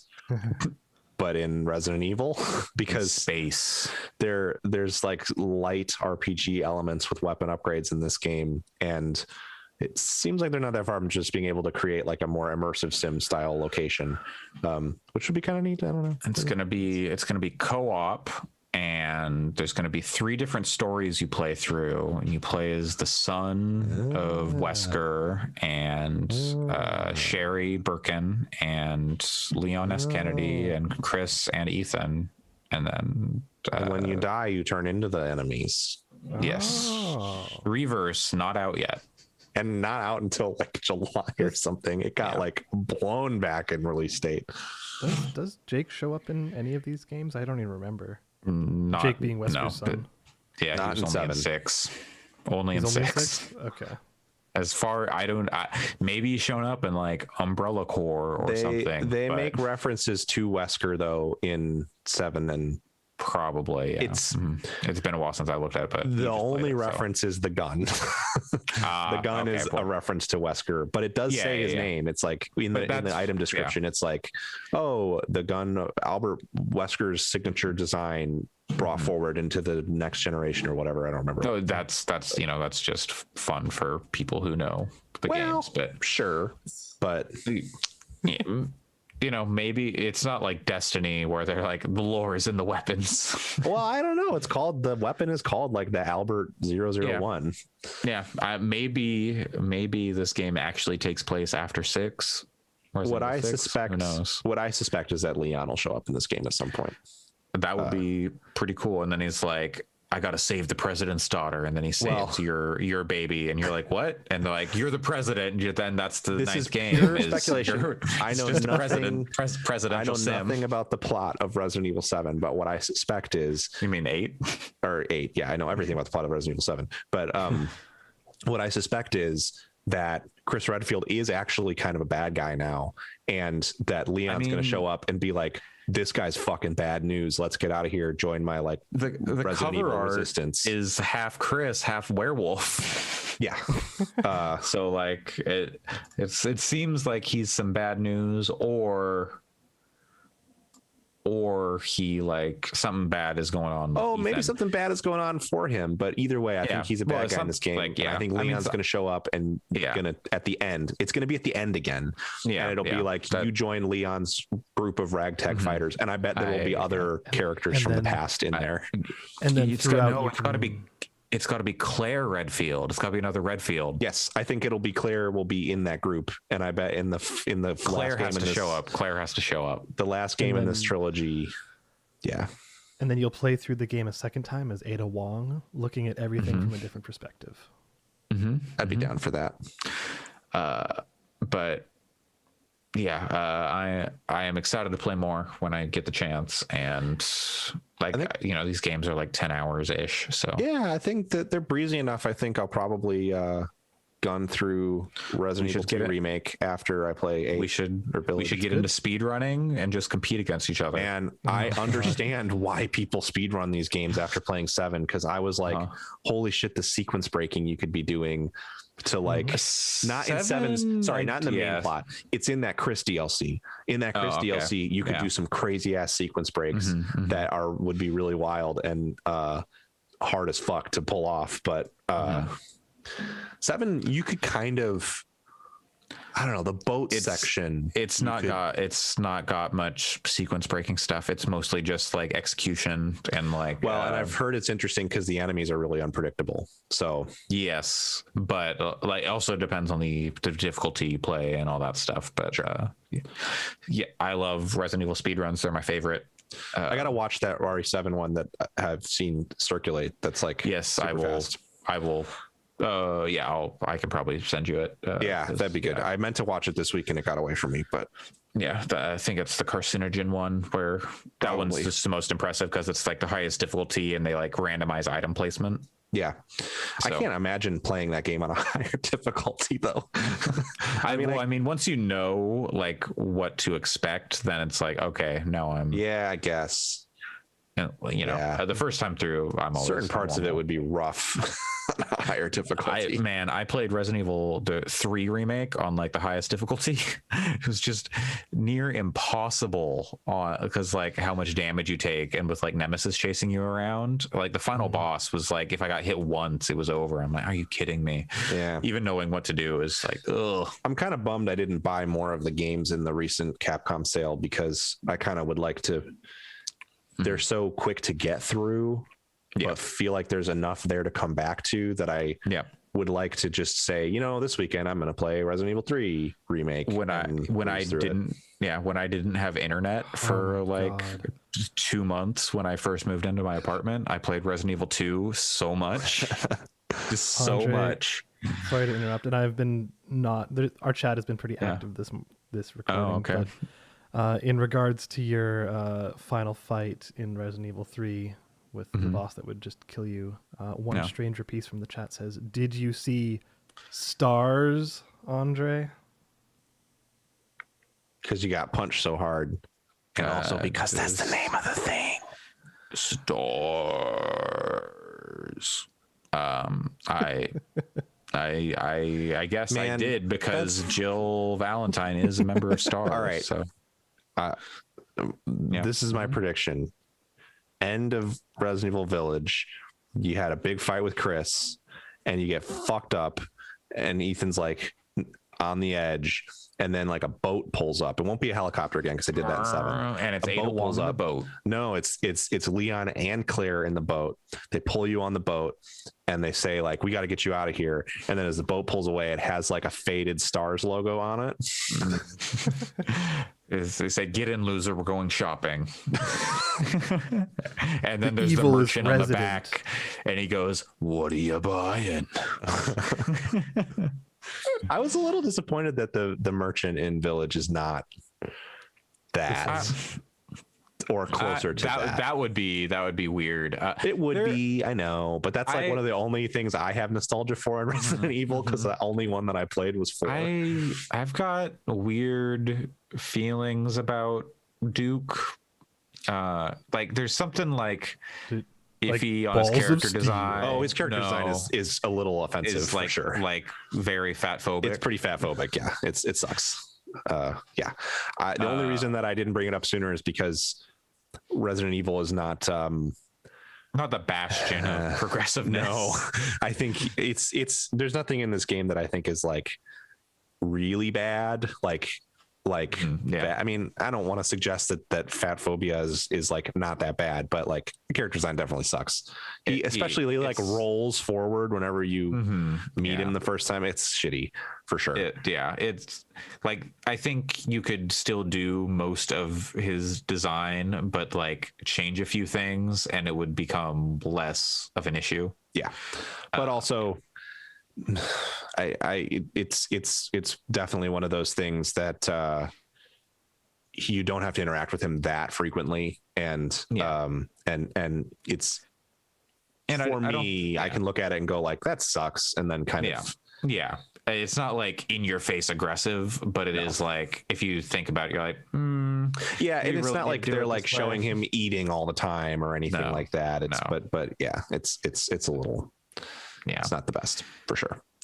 But besides that, I'm enjoying Resident Evil Village. There's a sequence where there's another hand trauma sequence that I won't spoil, where like, have you encountered Lady Dimitrescu yet? Not yet. Oh, okay, so I'm like a tiny bit past where you are. It's real good. I mean, like I've seen her, but not in the castle. Okay. Yes. Right. I did like the escape sequence thing, and then Gotcha. Yes. Yeah. No. I'm a little bit. I'm like I'm like 10-15 minutes past that. Yeah. It's not a spoiler to say that you run into her pretty quick once you're moving around that castle sequence, and that opening. So I think that might be the picture, the screenshot I saw. Oh, maybe. Yeah. That might be the thing that I referenced. Like it's they did good. they made like a real life, like there's like a storyboard shot of that. There's like a 5-minute basically cutscene sequence that's going to happen very soon after where you are. That is really good. It's definitely uncomfortable if you have issues with limb trauma, but it's good. It's like, it's clearly their version of the dinner scene. But not necessarily that it's exactly the same contextually, but it's clearly serving that purpose from a narrative and gameplay perspective. The dinner scene was so good. And it's not quite as good as a dinner scene, but it's good. I mean, that one guy was like, take him into the castle, chop off his dick, blah, blah. I know. Yes. Well, you're going to do what? Yes. They literally say like, chop off his dick. And I was like, are you what? I mean, damn. Yeah. The people in the village. Interesting characters. I'm curious to see where this goes. But it's also good when you get to Louisa's house. I was like, again, light spoilers for the first like 30 minutes of the game. But when I got to Louisa's house, I was like, oh, okay, so this is going to be like the hub. We're going to be exploring the village for like an hour or two here and stuff. And then stuff happens and you're just like, oh, fuck. Okay. Well, I guess we're done here. And it's very good. I'm pretty sure we're going back, but yeah. Like, no, I just meant with that specific group of people in that specific. Yeah. I was like, oh, we just, we met all these people. This was all in the demo, but we just met all these people. And, yeah. Okay. Oh, it was very much like, the cast of NPCs that we're going to be spending time with in this game. Do some side quests, maybe. Nope. It's good so far. I'm enjoying it. Well, yeah, that's games for this week. And we'll, yeah. It's the only games that anyone's been playing and allowed to play anywhere in the world. So I've been playing more Returnal, but yeah, that's still good. I'll come back maybe next week with more thoughts on Resident Evil Village, maybe some Returnal. I was excited to get to Returnal this week after I finished Resident Evil 7, but then all this, like, it sounds like it's just such a mess right now. I'm not even going to play more of it until they sort it out. When they reverted a patch, it seemed to have fixed the issue I was having with it, like just freezing and hard crashing, but maybe that'll come back if I spend more time in that level. But that's the thing did you plug in a keyboard? No, I did not. I did not plug in a keyboard and input cheats the way the game was meant to be played because it was in the game. That's how it was designed. Yeah. So designed that way. So you did nothing wrong if you used cheats to play Returnal. Yep. And anyone who says otherwise is a whiner. Filthy animal. People are out there on Twitter just unleashing their entire asses onto absolutely wild. They should be embarrassed. Anyway. I am embarrassed reading them, and I think their opinions are bullshit, and they're shitty people. Yeah. Anyway, you know who's not shitty people? Our first news story this week. Yeah. It hurts to say, even because like we're here in this podcast because of these people. Like how my partner and I met. We were talking about in the wake of all this. It's tough. Yeah. Alex Navarro, Vinny Caravella, and Brad Shoemaker, longtime members of GiantBomb.com. I think of them as founders, even though they're not all technically. Like they weren't all there like day and date, but like they built that site. They were like from their GameSpot days and like so formative to making that site, making the site what it is today. And the last like over a decade, they've left the site as of yesterday. They are no longer, which it sucks. Like. I trust in Jeff Gerstmann and what he does next with the site, and like it sounds like they've got the chance. He's got the chance, and him, Jan, and Jason have the opportunity, and like Rory and other people. The way they chance to build something new. Yeah, the way they talk, it sounds like Jeff Backlar will be pretty heavily involved too, because they talk about they seem to be talking about from a company. And I'm not going to speculate at all on anything about those people's personal or professional lives, but it sounds like Red Ventures looks at GameSpot and Giant Bomb as kind of the games group.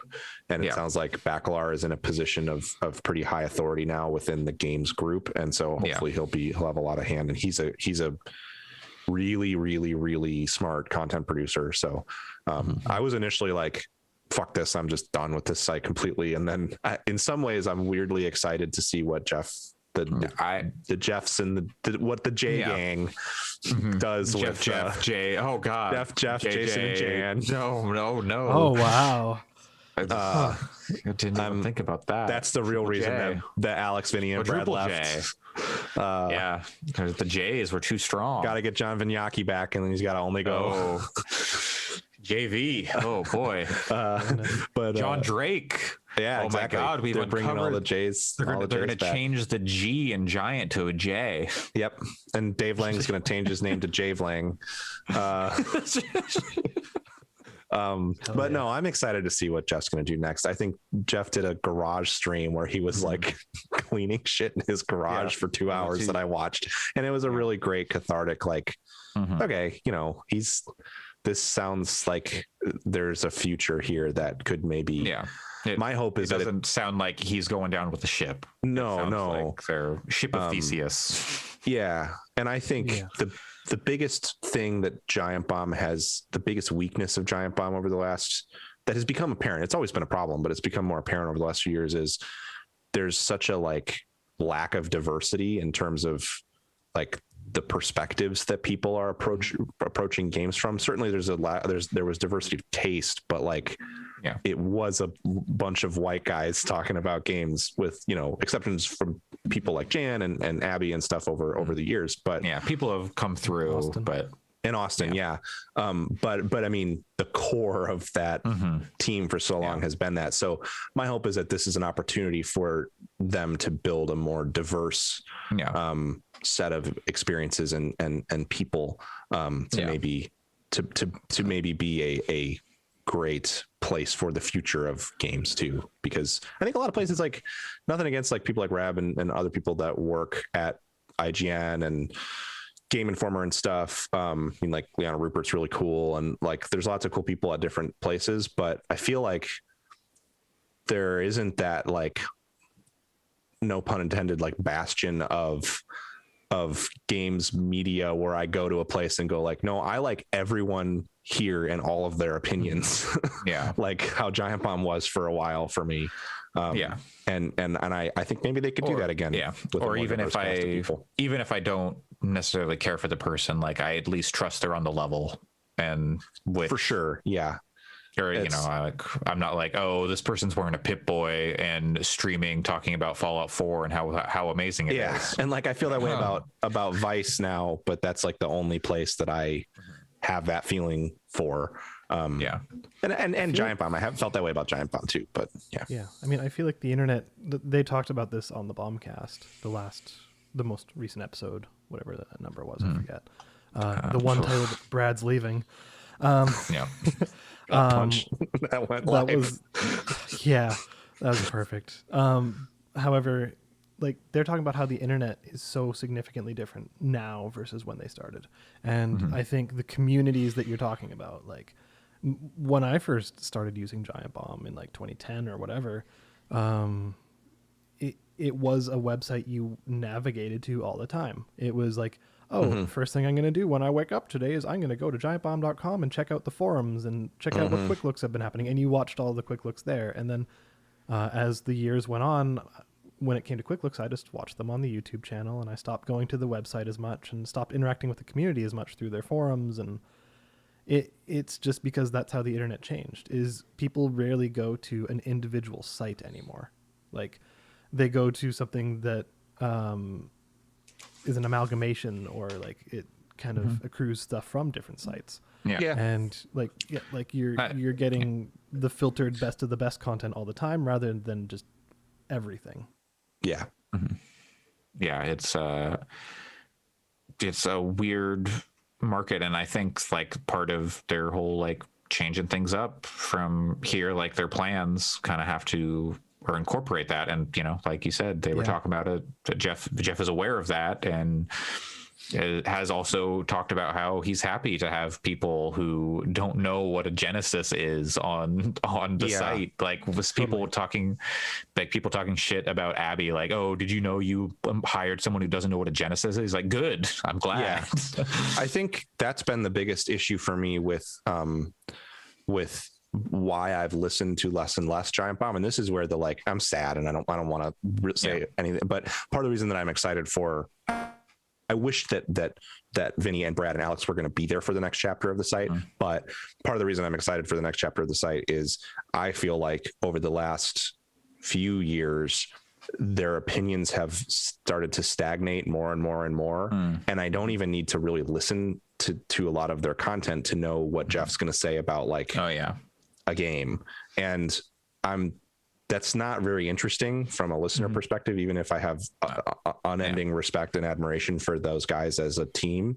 And like, I think that with the potential for significant new voices coming in, there's a lot of room for like, for more nuanced discussions, I guess, is what it comes down to. Because like new discussions, and like I always the thing I appreciated most from Giant Bomb was just like the industry insight, and like totally being able to look like basically news analysis, and like, oh, here's what's going on, and like, you know, all that stuff is like really what drew me to them, because I was like, oh, these guys like really know and like their history, and like that's always so fun to hear. The thing I really appreciated about it, especially again, like in like 2010-ish, when I played a lot of games, but I didn't know much about the humans that made them, is Giant Bomb was the first place I ever encountered that truly humanized developers. Like they would constantly have developers on, be it for quick look EXs that they started doing, or like To drink a just lot of the rum and play Sid Meier's Pirates or whatever. Age of Booty, that's what it was. Yeah, and like the E3 couches and stuff like that. Yeah, like that like was that- truly like all-time great content. stuff. Yeah, like that stuff changed my perspective on the games industry. Yeah. And like 100%. that is like, and it came from a group of dudes like just that were just buddies and stuck together and wanted to do something new. Like Yep. yes, 100% you can levy critique at like the diversity and just things of that nature, but the way it started was truly just, you know, group of dudes that that were doing what they wanted. And I don't think there was that's ever totally an- admirable. There was never an intent from anyone on that crew to Oh, no. not have a diverse cast. I think it's just Yeah. that's how Well, it, I mean, look, we're a podcast of like mostly white dudes Yep. too. I honestly didn't mean for it to end up that way. No, of course Like, not. Yeah, Andre, I Andre legitimately thought he thought I was a lady. I thought, yeah, I did. I thought Alex was like a woman of color, and I was like, oh, wait, oh, okay, you're a Canadian guy. Okay, well that Yeah. works too. And that's happy accident because Alex is a fantastic producer, and the show would not be half the show it is Yeah. without him. but I don't think that's I guess my point is that I don't want to paint it as like I think that Yeah. anyone on that crew has been trying to gatekeep Yeah. more No, of diverse course not. hires, but Yeah, just looking back at how it started and just Yeah. on a personal level, it just had such huge influence on me. And Yeah. like you Yeah. were saying, I made tons and tons of friends out of that community. Like Yeah. life Again, we changing wouldn't be relationships. here like doing this conversation if not for Giant Bomb. yeah. So nothing but respect. Just last, any like specific memorable moments or something that like, you know, these so people many. like there are so many, but like Alex Navarro always holds a special place in my heart just for how much he's talked about like mental health and his struggles with it. Like being open about that was With I think a ADHD very and things of important that thing. nature. Yeah. Yeah. Depression and all that was just like good on you, man, for like talking about it and being open about it and destigmatizing that stuff. Yeah. I think it was really he's certainly not the first person in this in games to do it, but I think Yeah. Brad was one of the first people that I saw start to like really on a large platform combine conversations about video games with also like, hey, fuck off if you're a piece of shit like Yeah. person from a political perspective or something. And Oh, totally. that meant a lot to me because I never expected it initially from Brad, as he started to become more outspoken about politics and stuff like that. And so that I think was really influential in me to say, you know, regardless of who my audience is, I'm going to stay firm in like my values and beliefs. I'm not going to stow it just because I'm at work. And if someone says something shitty or just because I'm like in a public space like that was, I think that was really helpful for me. Yeah, and for me, like, there's so many things you could point at in terms of just video content and stuff that they produced and put out there. But for me, like, I had a long-standing conversation and like personal relationship with Ryan Davis. Like, we talked all the time. We hung out anytime we were in the same city, and he was one of the most genuine people I've ever met. Like, of course, this isn't about the folks who are leaving. This isn't about Brad, Vin, or Alex, but just in terms of Giant Bomb and the people there, because it is changing. Yeah, like the thing to note, and I think this applies to all those guys, is whenever I interacted with Ryan Davis, you always had the impression that he was just kind of loud and abrasive and a dick, and you know, like he would be rude to people and stuff like that. But when you interact with him on a one-to-one human level, he was like one of the most empathetic and caring people I'd ever talked to.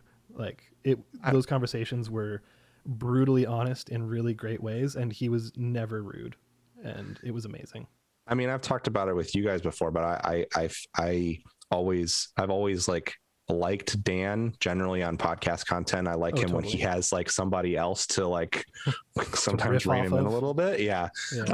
But I always, Carabella, king of reining Yes. in or letting I was giving him always- just enough to hang himself. man, on that last Beastcast, he asks a bunch of questions about stud finders. It was like classic. Oh, so good. Anyway, I'll have to listen to and I was like, but I was always like, man, Dan's the last guy on the podcast I'd want to hang out with. I bet he's insufferable in person. And then I ended up hanging out with him for like an hour and a half after a PAX panel. And he was like what you're saying, Alex, he was incredibly kind.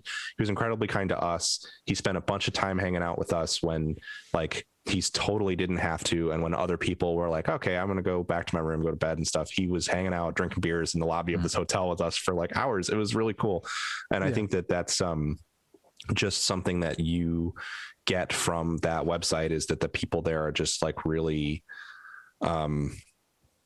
seem like they're just really interested in being like kind to the people they interact with in a way that I think is important and good. And I hope continues with the next generation of Giant Bomb staff. Yes. Yeah, which extends to like my thoughts on that is something they also alluded to is that you have to remember that these internet personalities, they're human beings, and what you see on them, like of their video content, what you see them producing and everything like that isn't necessarily who they are. If you project those values onto them, that isn't the human behind the scenes, and you have to remember that for all these folks. The only last anecdote I have like of personal relationships with any of those guys was Alex Navarro in 2012, I want to say. I organized for him to come do a talk at my university because we had a video game music club and we were able to get him in there because he was a video game person and was also into music and stuff. Like, was he at Harmonix at that time? He must have. No, he in Boston, right? We were in Boston, but he was there for PAX East as a Giant Bomb person, and we're like, okay, there's such a tenuous relationship between music and video games here, but we all love Giant Bomb, and like we were just able to convince him basically, and like I organized that and hung out with him a lot, and he was so affable and so kind and so funny, like extremely funny, and throughout that PAX East, every time I went there, we would just randomly see each other and just basically finger gun each other, and it was the best. So those guys are that sounds like so a thing genuine. Alex Navarro would do. Yeah. And I look forward to seeing whatever they get up to next. And yeah, I wouldn't be surprised if all of them Oh, go extremely private after. I don't think we're going to see anything. I mean, I think they'll probably, again, I don't mean to speculate too much on what they're going to do in the future, but I just wouldn't be surprised. Yeah. I wouldn't be surprised either if this is kind of the watch them drive off moment. if I could, oh God, don't say it. It's been a long road. Yeah. They played that at the end of the stream yesterday. I Oh, really? heard, and I don't think I could handle no. it. Like even just like listening to the Beastcast was like, I couldn't do it. It was hard. I did it while I was practicing at Charlotte Motor Speedway last night, so I had something else to focus on while I was listening. It sucks. I'll miss those guys. Yep. But you know, good for them getting out. They had a long run, and they deserve all the happiness. Kind of the long. I mean, who Totillo? Like, sure. Yeah. I don't know that there's that many people who have been in Games that and space journalism? for so long. Most John people get out. Riccardi? I mean, like technically, he's they in still do like they do the podcast though. but he's not in like Yeah, I'm talking about like media stuff, as an editor at a website. Yeah, like I can't think of anybody producer who like Man. Greg Miller is getting up there, but he's also like kind of doing like. But he started because of Giant Bomb. Yeah, so he did. He's not nearly as long, but he is like Imran was posting like, saying I just realized that in 5 to 7 years, people are going to be referring to me and my cohort as the elder statesman of games journalism. So it's pretty wild. I mean, those are people who are like coming up like in the last few years. Those Giant Bomb guys are like the elder. They're like the great grandfathers at this point. Yeah, I mean, Jeff has been in it since the 90s, like early 90s, right? And like it's impressive. Yeah. Patrick Klepek has been doing it since he's 14, so that's since he was sort of like the second generation of Giant Bomb staff, he seems like He's always felt like he not he as much seems of like the- he's 12 years old still, but perpetually. but still he's been doing it for such a long time. But yeah. Anyway, It's interesting. yeah, maybe we'll hear him on like the Fire Escape cast with Dan, Mike Mahardy, and Mary Kish or something occasionally. I can hope. Oh yeah. You know Brad's what? still got his tech pod with Will Smith. I imagine he's going to continue. And This is again pure 100% speculation. I could totally see Brad Shoemaker writing a book. I could see any of them, frankly. Yeah. I think he's going I to would become a hair love to read model. I hope so. God, you could still see the baby face under the. No, under all that we hair got to and do that beard. you got to do the official Twitter thing. They're going to start a Patreon. They're going to get Austin Walker to leave his contracting work to be on their Patreon, and they're going to get Patrick Klepek to quit his job at Vice, even though he has children and a house, to join a Patreon, and then they're going to get Greg Miller to leave Kind of Funny. Just fantasy book your fucking Patreon, which is something I'm so fucking tired of. Top 1% of OnlyFans. Dave Lang, John Vignacchi, John Drake, and Adam Boyes are all going to leave Iron Galaxy. Because they're such Disney, great and friends. Nintendo, and Since they're such great friends, of course they're going to throw all of their professional prospects away to do a Patreon so that they're going to fund you the and whole I can thing. have a podcast. Like, fuck off. Yeah, let people live their lives. Yeah, but yeah. Anyway, so that's it on the big earth-shattering news of the week. Yeah, kind of the big. I mean, it blew up really big.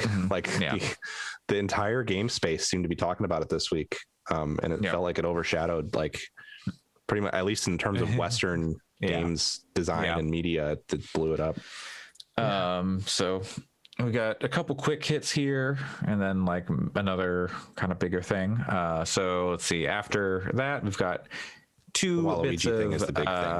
Oryuga Gotoku Studio news. Yakuza will be staying turn-based going forward, it sounds like. So Yakuza 8, 9, 10, 11, like 12. Yep. They're Like a 14 will be an MMO. wyvern, like a worm, like a like a 11. drake. Will be turn-based and Like a virgin. Turn-based? well, that's all the games are like a virgin because Kiryu and Ichiban are both 100% virgins. Judgment 2 was announced, and that is actually going to maintain the beat 'em up combat of the previous games in the Yakuza series and of Judgment. So if you want that beat 'em up combat, What was Judgment's it your called? game now. Lost Judgment? Yeah, Lost Lost Which Judgment, sounds according like- to this list. What's funny is Lost Judgment sounds like a JRPG. Man, remember when they revealed Judgment and the Japanese game name was Judge Eyes? Oh yeah, that's such a better name. They should have just kept that for the West. Yep. Lost Judge Eyes. He lost his Judge Eyes. Rob Zachney over at Waypoint has been playing Judgment and has had nothing but good things to say about it. I should play it. It's on Game Pass now or something, right? I don't even know. I know Sam was really into it. Yeah, it seems like a great game. I gotta play it now before there's like 7 games in the series. I still have to go back to Yakuza 2. I know. It's not enough time. Nope. What am I doing with my life? They're really Not playing good. Yakuza, that's for sure. One nice thing about getting into sim racing, there is no like gotta keep Lore. up, gotta play. Yeah, there's no lore. Next, you gotta know all the lore of all the cars. I mean, the next gen NASCARs did just drop in iRacing. Speaking of lore, Mass Effect Legendary Edition comes out next week, and they have released all the previous deluxe exclusive Mass Effect content for free, like art books and like behind the scenes stuff and like soundtracks. Yeah. I guess. Yeah. Kind of nice. Can you? From, like the previous releases. Yeah. I'm sure it's going to be good, but can you imagine if that Legendary Edition sucked?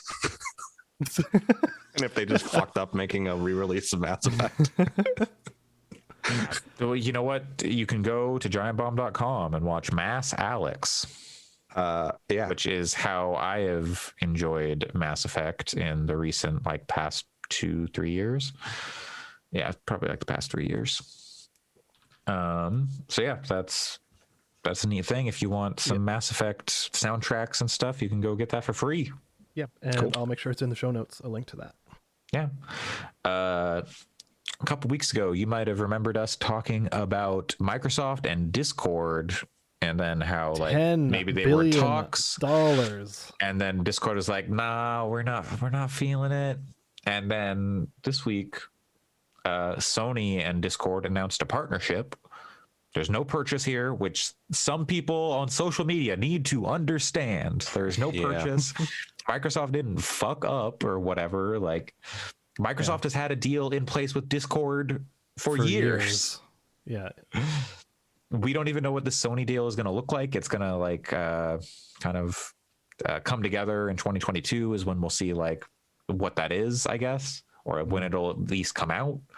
It'll probably be integration where people can see what you're playing, and maybe some chat integration, which would be nice if they got that on Xbox too, so you could chat like cross-party, cross-platform, easy. Yeah, hopefully that sounds great. Just do it. Yeah, they should do that. Yeah, it's kind of a presence and all that. It's kind of a wonder they haven't already. And like I've been said in the past, well, Sony doesn't like the cross play. So that we know that for sure now, don't we? Yeah, we know that even more than we did before. Yeah, yep. Oh boy, we'll get there. Yeah, yep. So slow your roll, people. It seems like good news. I don't know why people are freaking out about it. Well, and also just it doesn't. They don't give a shit about you. Sony doesn't care about you. Sony doesn't care at all about you. So stop doing this like armor up to go fucking fight in the Sony crusades. They don't. You are a number. You do not matter to Sony or Microsoft at all.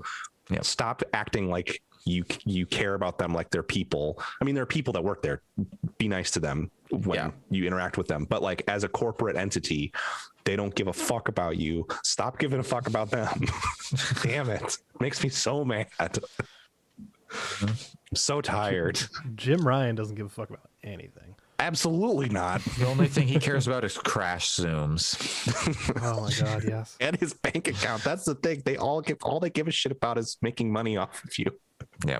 The only one I would say, Phil Spencer. The only high score that matters. Shit, but Phil Spencer gives a slight shit, but if he had to do something that would to for you personally, that would like hurt the prospects of the company, I don't think that he would. I mean, maybe if it was like to save your life, but like I'm talking about like I gotta save your life, but the only thing I have that can pull you up is these blueprints for the Xbox Series Y.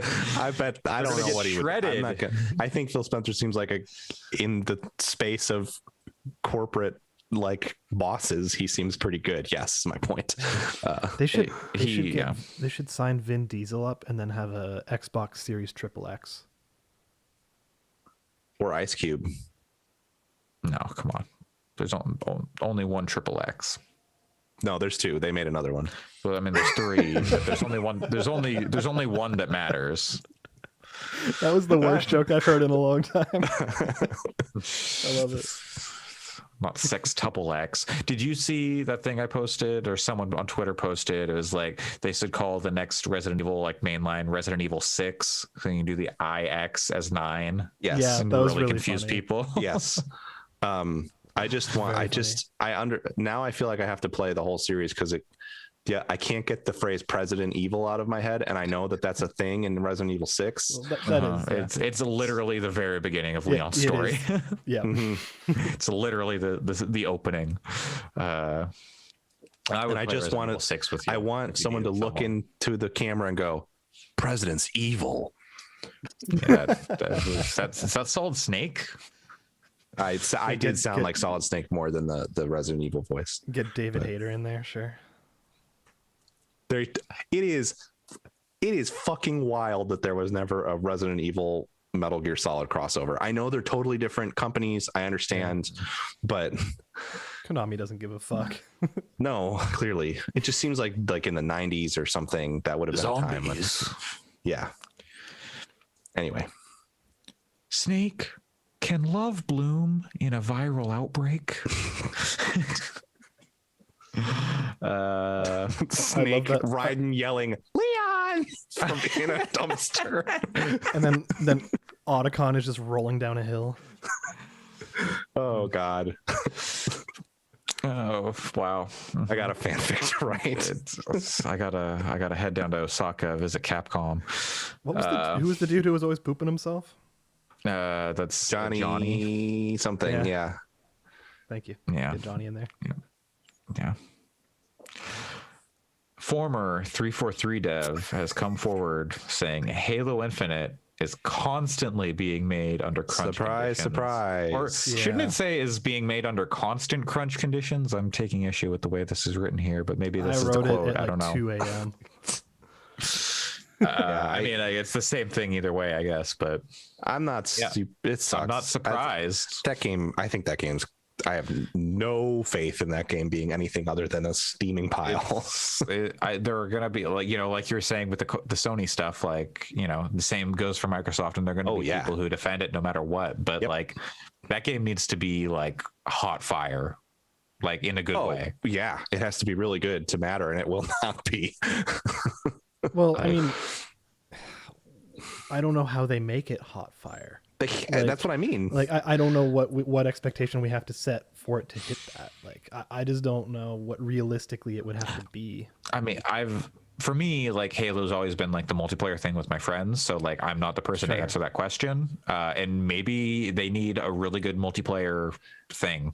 Like To me, co-op or people care competitive or just like like the weird like Forge stuff, and that's mostly what my friends and I did was Forge stuff. So like I'm the wrong person to really ask about Halo, but like co-op campaign was always like the other thing we did. That was always important and fun, but I don't know what that's like 5 was kind of not the greatest, I heard. So yeah, I don't know. Yeah, it would be great if that game was good. Of course, it's like good to have good games, but yeah, we don't want bad games. But I mean, also the entire like a perception of Infinite kind of came off of it just doesn't look like amazing, like the textures or whatever, and like so what, like hard to tell from what little they showed of gameplay whether it's a good game or not.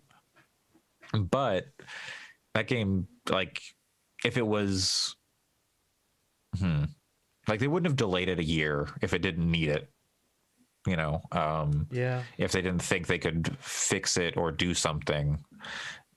So hopefully that year is actually enough to. I think that there's every possibility that Microsoft said, we'll give you another year, but you got to figure it out. And they're going, oh shit, oh fuck, oh shit, oh fuck. Yeah.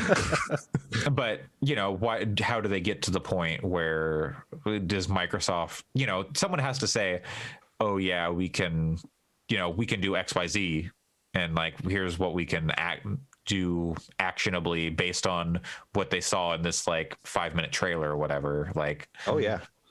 And of course they've had like gameplay testers and stuff like playing the game. So like, they know what it is, but with how quickly they delayed it and like the length of the delay it's all very fascinating. It'll be, we're probably 6 months out from that game coming out. And I want that game to be good. I mean, I want games to be good. Of course. I hope it's good. And I hope that the developers can get out of those conditions because that's fucked up. That's the thing we're not talking about is that news article that it's being made under crunch, and the reaction should be, of course it is. It's the fucking game that's industry. kind of why I haven't continued to talk about it because it seems obvious to me. We Unfortunately, talked about that. Think it wasn't last year? Like that was the point of the article I wrote last year. Is like this is just the standard for the industry, and it's not going to change until like the we abolish games industry capitalism. gets that and also the game industry gets its shit together. Yeah, and I think workers having more power would have a big impact on that potentially as well. And management not being total poo poo. Right. Even with like an extra year, suddenly, that doesn't mean, well, we can just tighten things up and like it's casual. We got a year. No, now it's pedal to the metal whole time. It's exactly what we saw with Cyberpunk, and we're going to see it with so many other games too. It's purely mismanagement of time, a mismanagement of expectations, and like saying, oh, we're going to meet these deadlines, not meeting them, and then blaming the developers basically, and saying, oh, now we need to take this extra year because these people couldn't get it done. Like that's not what they're saying outwardly, but I imagine there's at least some of that attitude going on just from previous experience and just previous evidence. So it sucks, and there needs to be a way to fix it. And again, this is why there are so few senior developers in games, because no one wants to deal with that much bullshit all the time. They get out of it. Yeah, there was something going around where it's like, oh yeah, if you want a senior position in games, you're set. If you want entry level, there's nothing. Because just like job listings, there's all senior positions. Like there's tons of them, but entry level positions, there's nothing. It's because they dehumanize the entry level positions. They're like, oh, these are kids straight out of college who are very passionate and excited, and they will work these long hours because they care. And then they burn those kids out, and then those kids move on to other industries, and where they're better paid and have better work-life balance. And and then there's always going to be a new kid. Like there's always going to be a new kid who wants to get into the industry, because like you're saying, there's let's say 50 entry level positions, and there's going to be like 10,000 people applying for it. So there's always going to be people wanting that position, even though it's so crushing. Well, I hate to say it before we get into the meat of this this next bit, which is what you gotta get out of here soon. I gotta kick the tires and start the engines. Okay. All right. Let's just power through this really fast then. Yeah. Okay, that's fine. The other big thing that's been happening this week is the first week of Epic versus Apple in court, the trial, testimony, and all that stuff. And there has been a lot coming out, like from statements to just like we can't. We simply can't. Reb Valentine's reporting at IGN is really good. She's been doing the whole thing. She's doing an awesome job. And she is used to this kind of stuff. And I listened in on some of the hearing on the conference call, and it was very funny. They just seem like they're going in circles. They don't even fucking know what they're talking about. Tim Sweeney doesn't even really know what he's talking about. Oh god, it's reading their statements is just like kind of offensive. My favorite thing. Oh my god. My favorite thing to come out of it was someone sharing a tweet last year of Tim Sweeney saying like, this isn't just about Epic. This is about all developers getting a better shake on the App Store. And then he was asked, would you have taken a specialized sweetheart deal for Epic to avoid this? And he said, yes. Yeah. Like, fuck off, dude. You're a fucking liar and an asshole.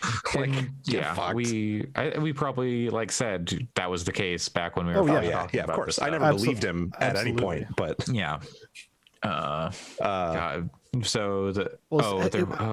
definitely talked about it as soon as the 1980 Fortnite stuff came out. We were talking about how it seems so insincere.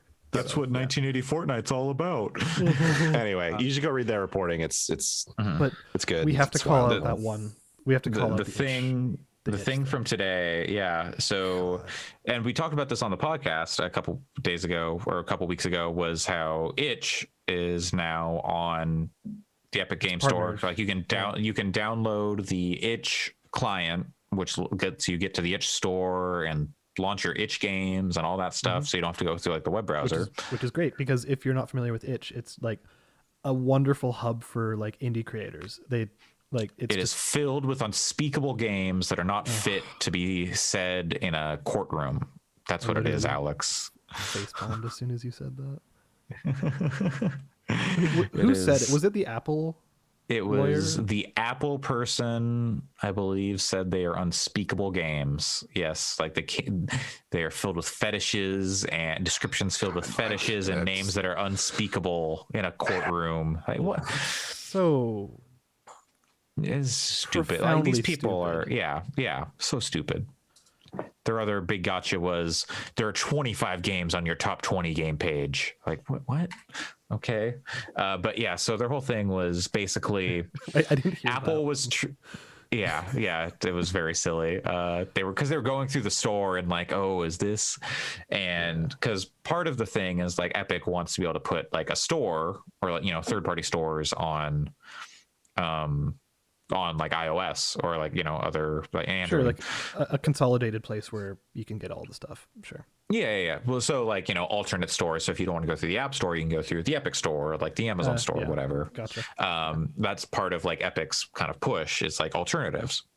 And so Apple, their whole thing with this and how it got to it was them saying, well, you have the itch store on the Epic Store. And so it has all these games that are like pornographic and are unspeakable and have all these fetishes and sexualization and violence and blah, blah, blah. And God. they were like, well, yeah, like you can download the client for the store, but those aren't our games. Like we don't, if you go onto the itch store, you're subject to itch's terms and conditions and their license agreement. It's not us. It's just a way to get the store.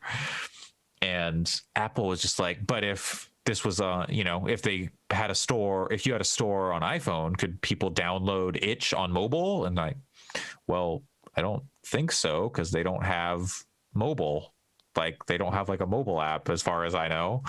And it's just very much Apple trying to pin itch on Epic, which is just like, and then also saying all this stuff like, oh, sexualization in general, just sexualized content is bad. And they had like the Epic person, Steve Allison, I think is his name, something Allison, was on record saying, I think sexualization of any, I do not condone sexualization of any kind or whatever. It's like, what? How do we get here? It's like such a weird gotcha. There's like there's no good answer for there it was in that situation. There was a dumb moment where they were like, Sweeney said that in order to purchase VBuck or purchase anything in an iOS app, you have to grab a second device and open a browser. Like that's not how in-app purchases work, for starters.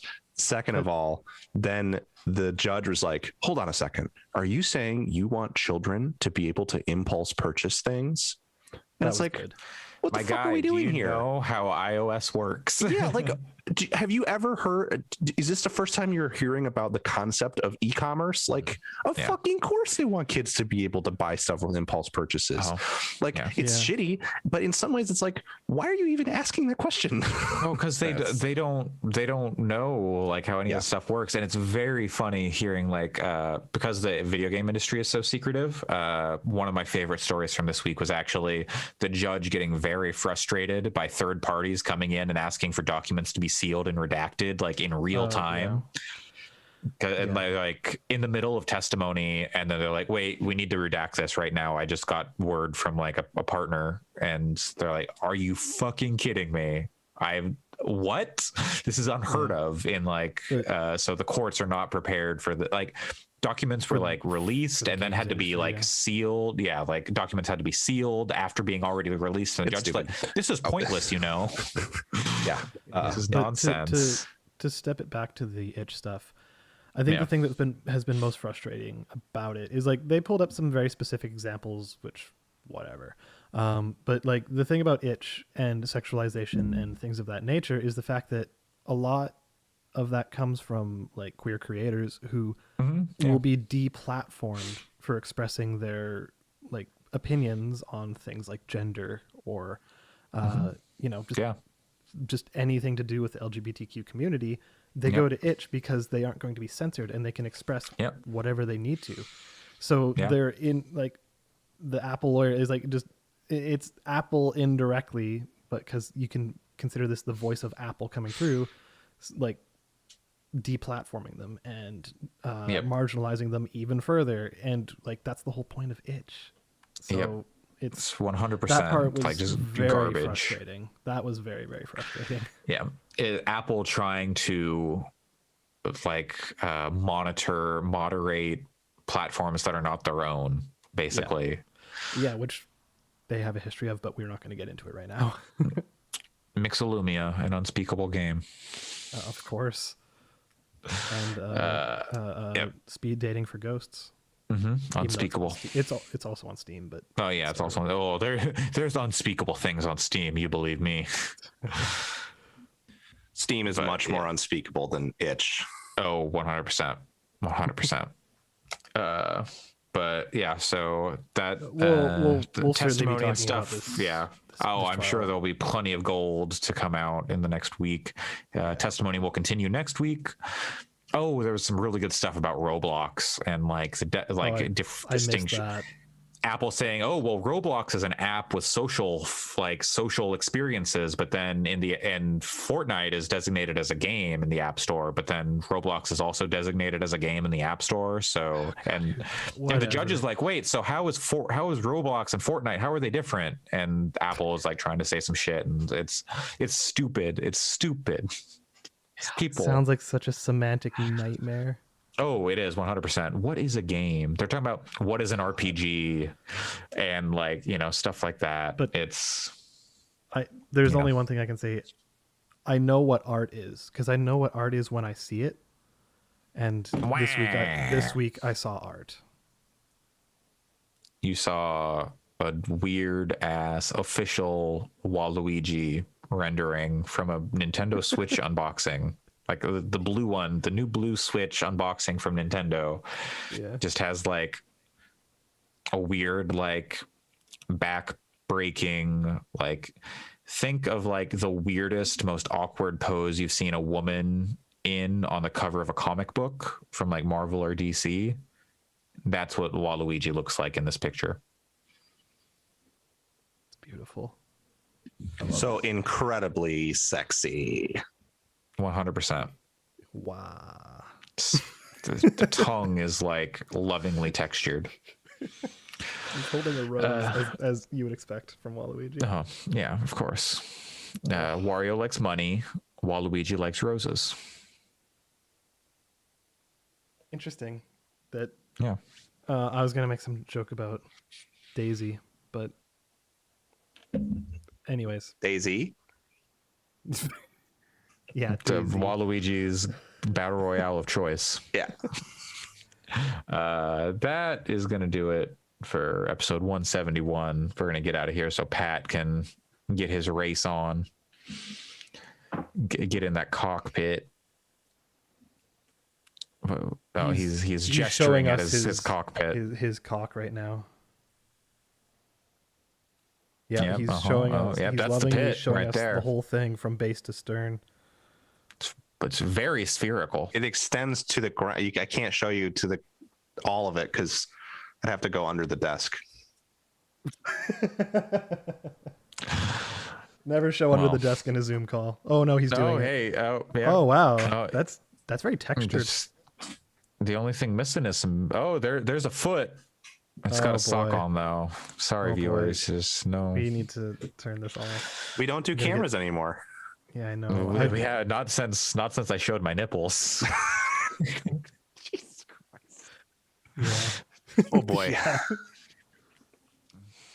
Go look for our Game of the Year 2018 video. Sounds right. Yeah, 2018. Yeah, that was a good game of the year. Whenever Dragon Ball came out. Yeah, 2018. Yep. Yeah, when I had to reveal my allegiance, so none of you believed me when I said that was my game of the year. You're like, come on, be real. I'm You're like, no, good joke. It's really my game of the year. I still think about that game and how good it is and how I wish more fighting games played like that. But anyway, that's gonna do it for episode 171 of the Gaming Fix podcast on May 8th, 2021. I am your host, Andre Cole, aka your partner's favorite. I lost top level domain. Top level domain. There we go. Thank you. Thank you. It's been a day. It's been a day. You can find me on Twitter at Coolslaw, COOLSL4W, where I don't know. I don't got anything special I'm doing lately, but maybe I'll write a review of like Resident Evil 8. Pat and I talk about doing a podcast review. Yeah. I don't know. We'll see. Maybe like Returnal if I can beat it. It's that 5th level is it's a bastard. Pat, where can people find you? You can find me at PJC Plays. I don't know. Awesome. I'm still scripting out some racing video stuff. So you can see Pat's cockpit at PJC Plays. And Alex, where can people find you? I might visit my mom tomorrow because it's Mom's Day. All right, nice. And you can write your mom at gaming@fix.space with all your nice Mother's Day messages. Yeah, and we'll read them on forward the it. air next week. Yep, we'll forward it and we'll read them on air next week. Whatever you want to say to your mom, we're there for you. And thanks to Jeff Davis at Stranger Piece for our theme music. And Fix Podcasts on Twitter to keep up with Alex's Final Fantasy 14 adventures and A lot of anything cat else. pictures. Yeah, cat pictures, the fleets. Yep. All right. Well, that's going to do it. Thanks, guys. See you next week. Pat is waving, so bye. It's great for an audio format. Bye-bye. Bye.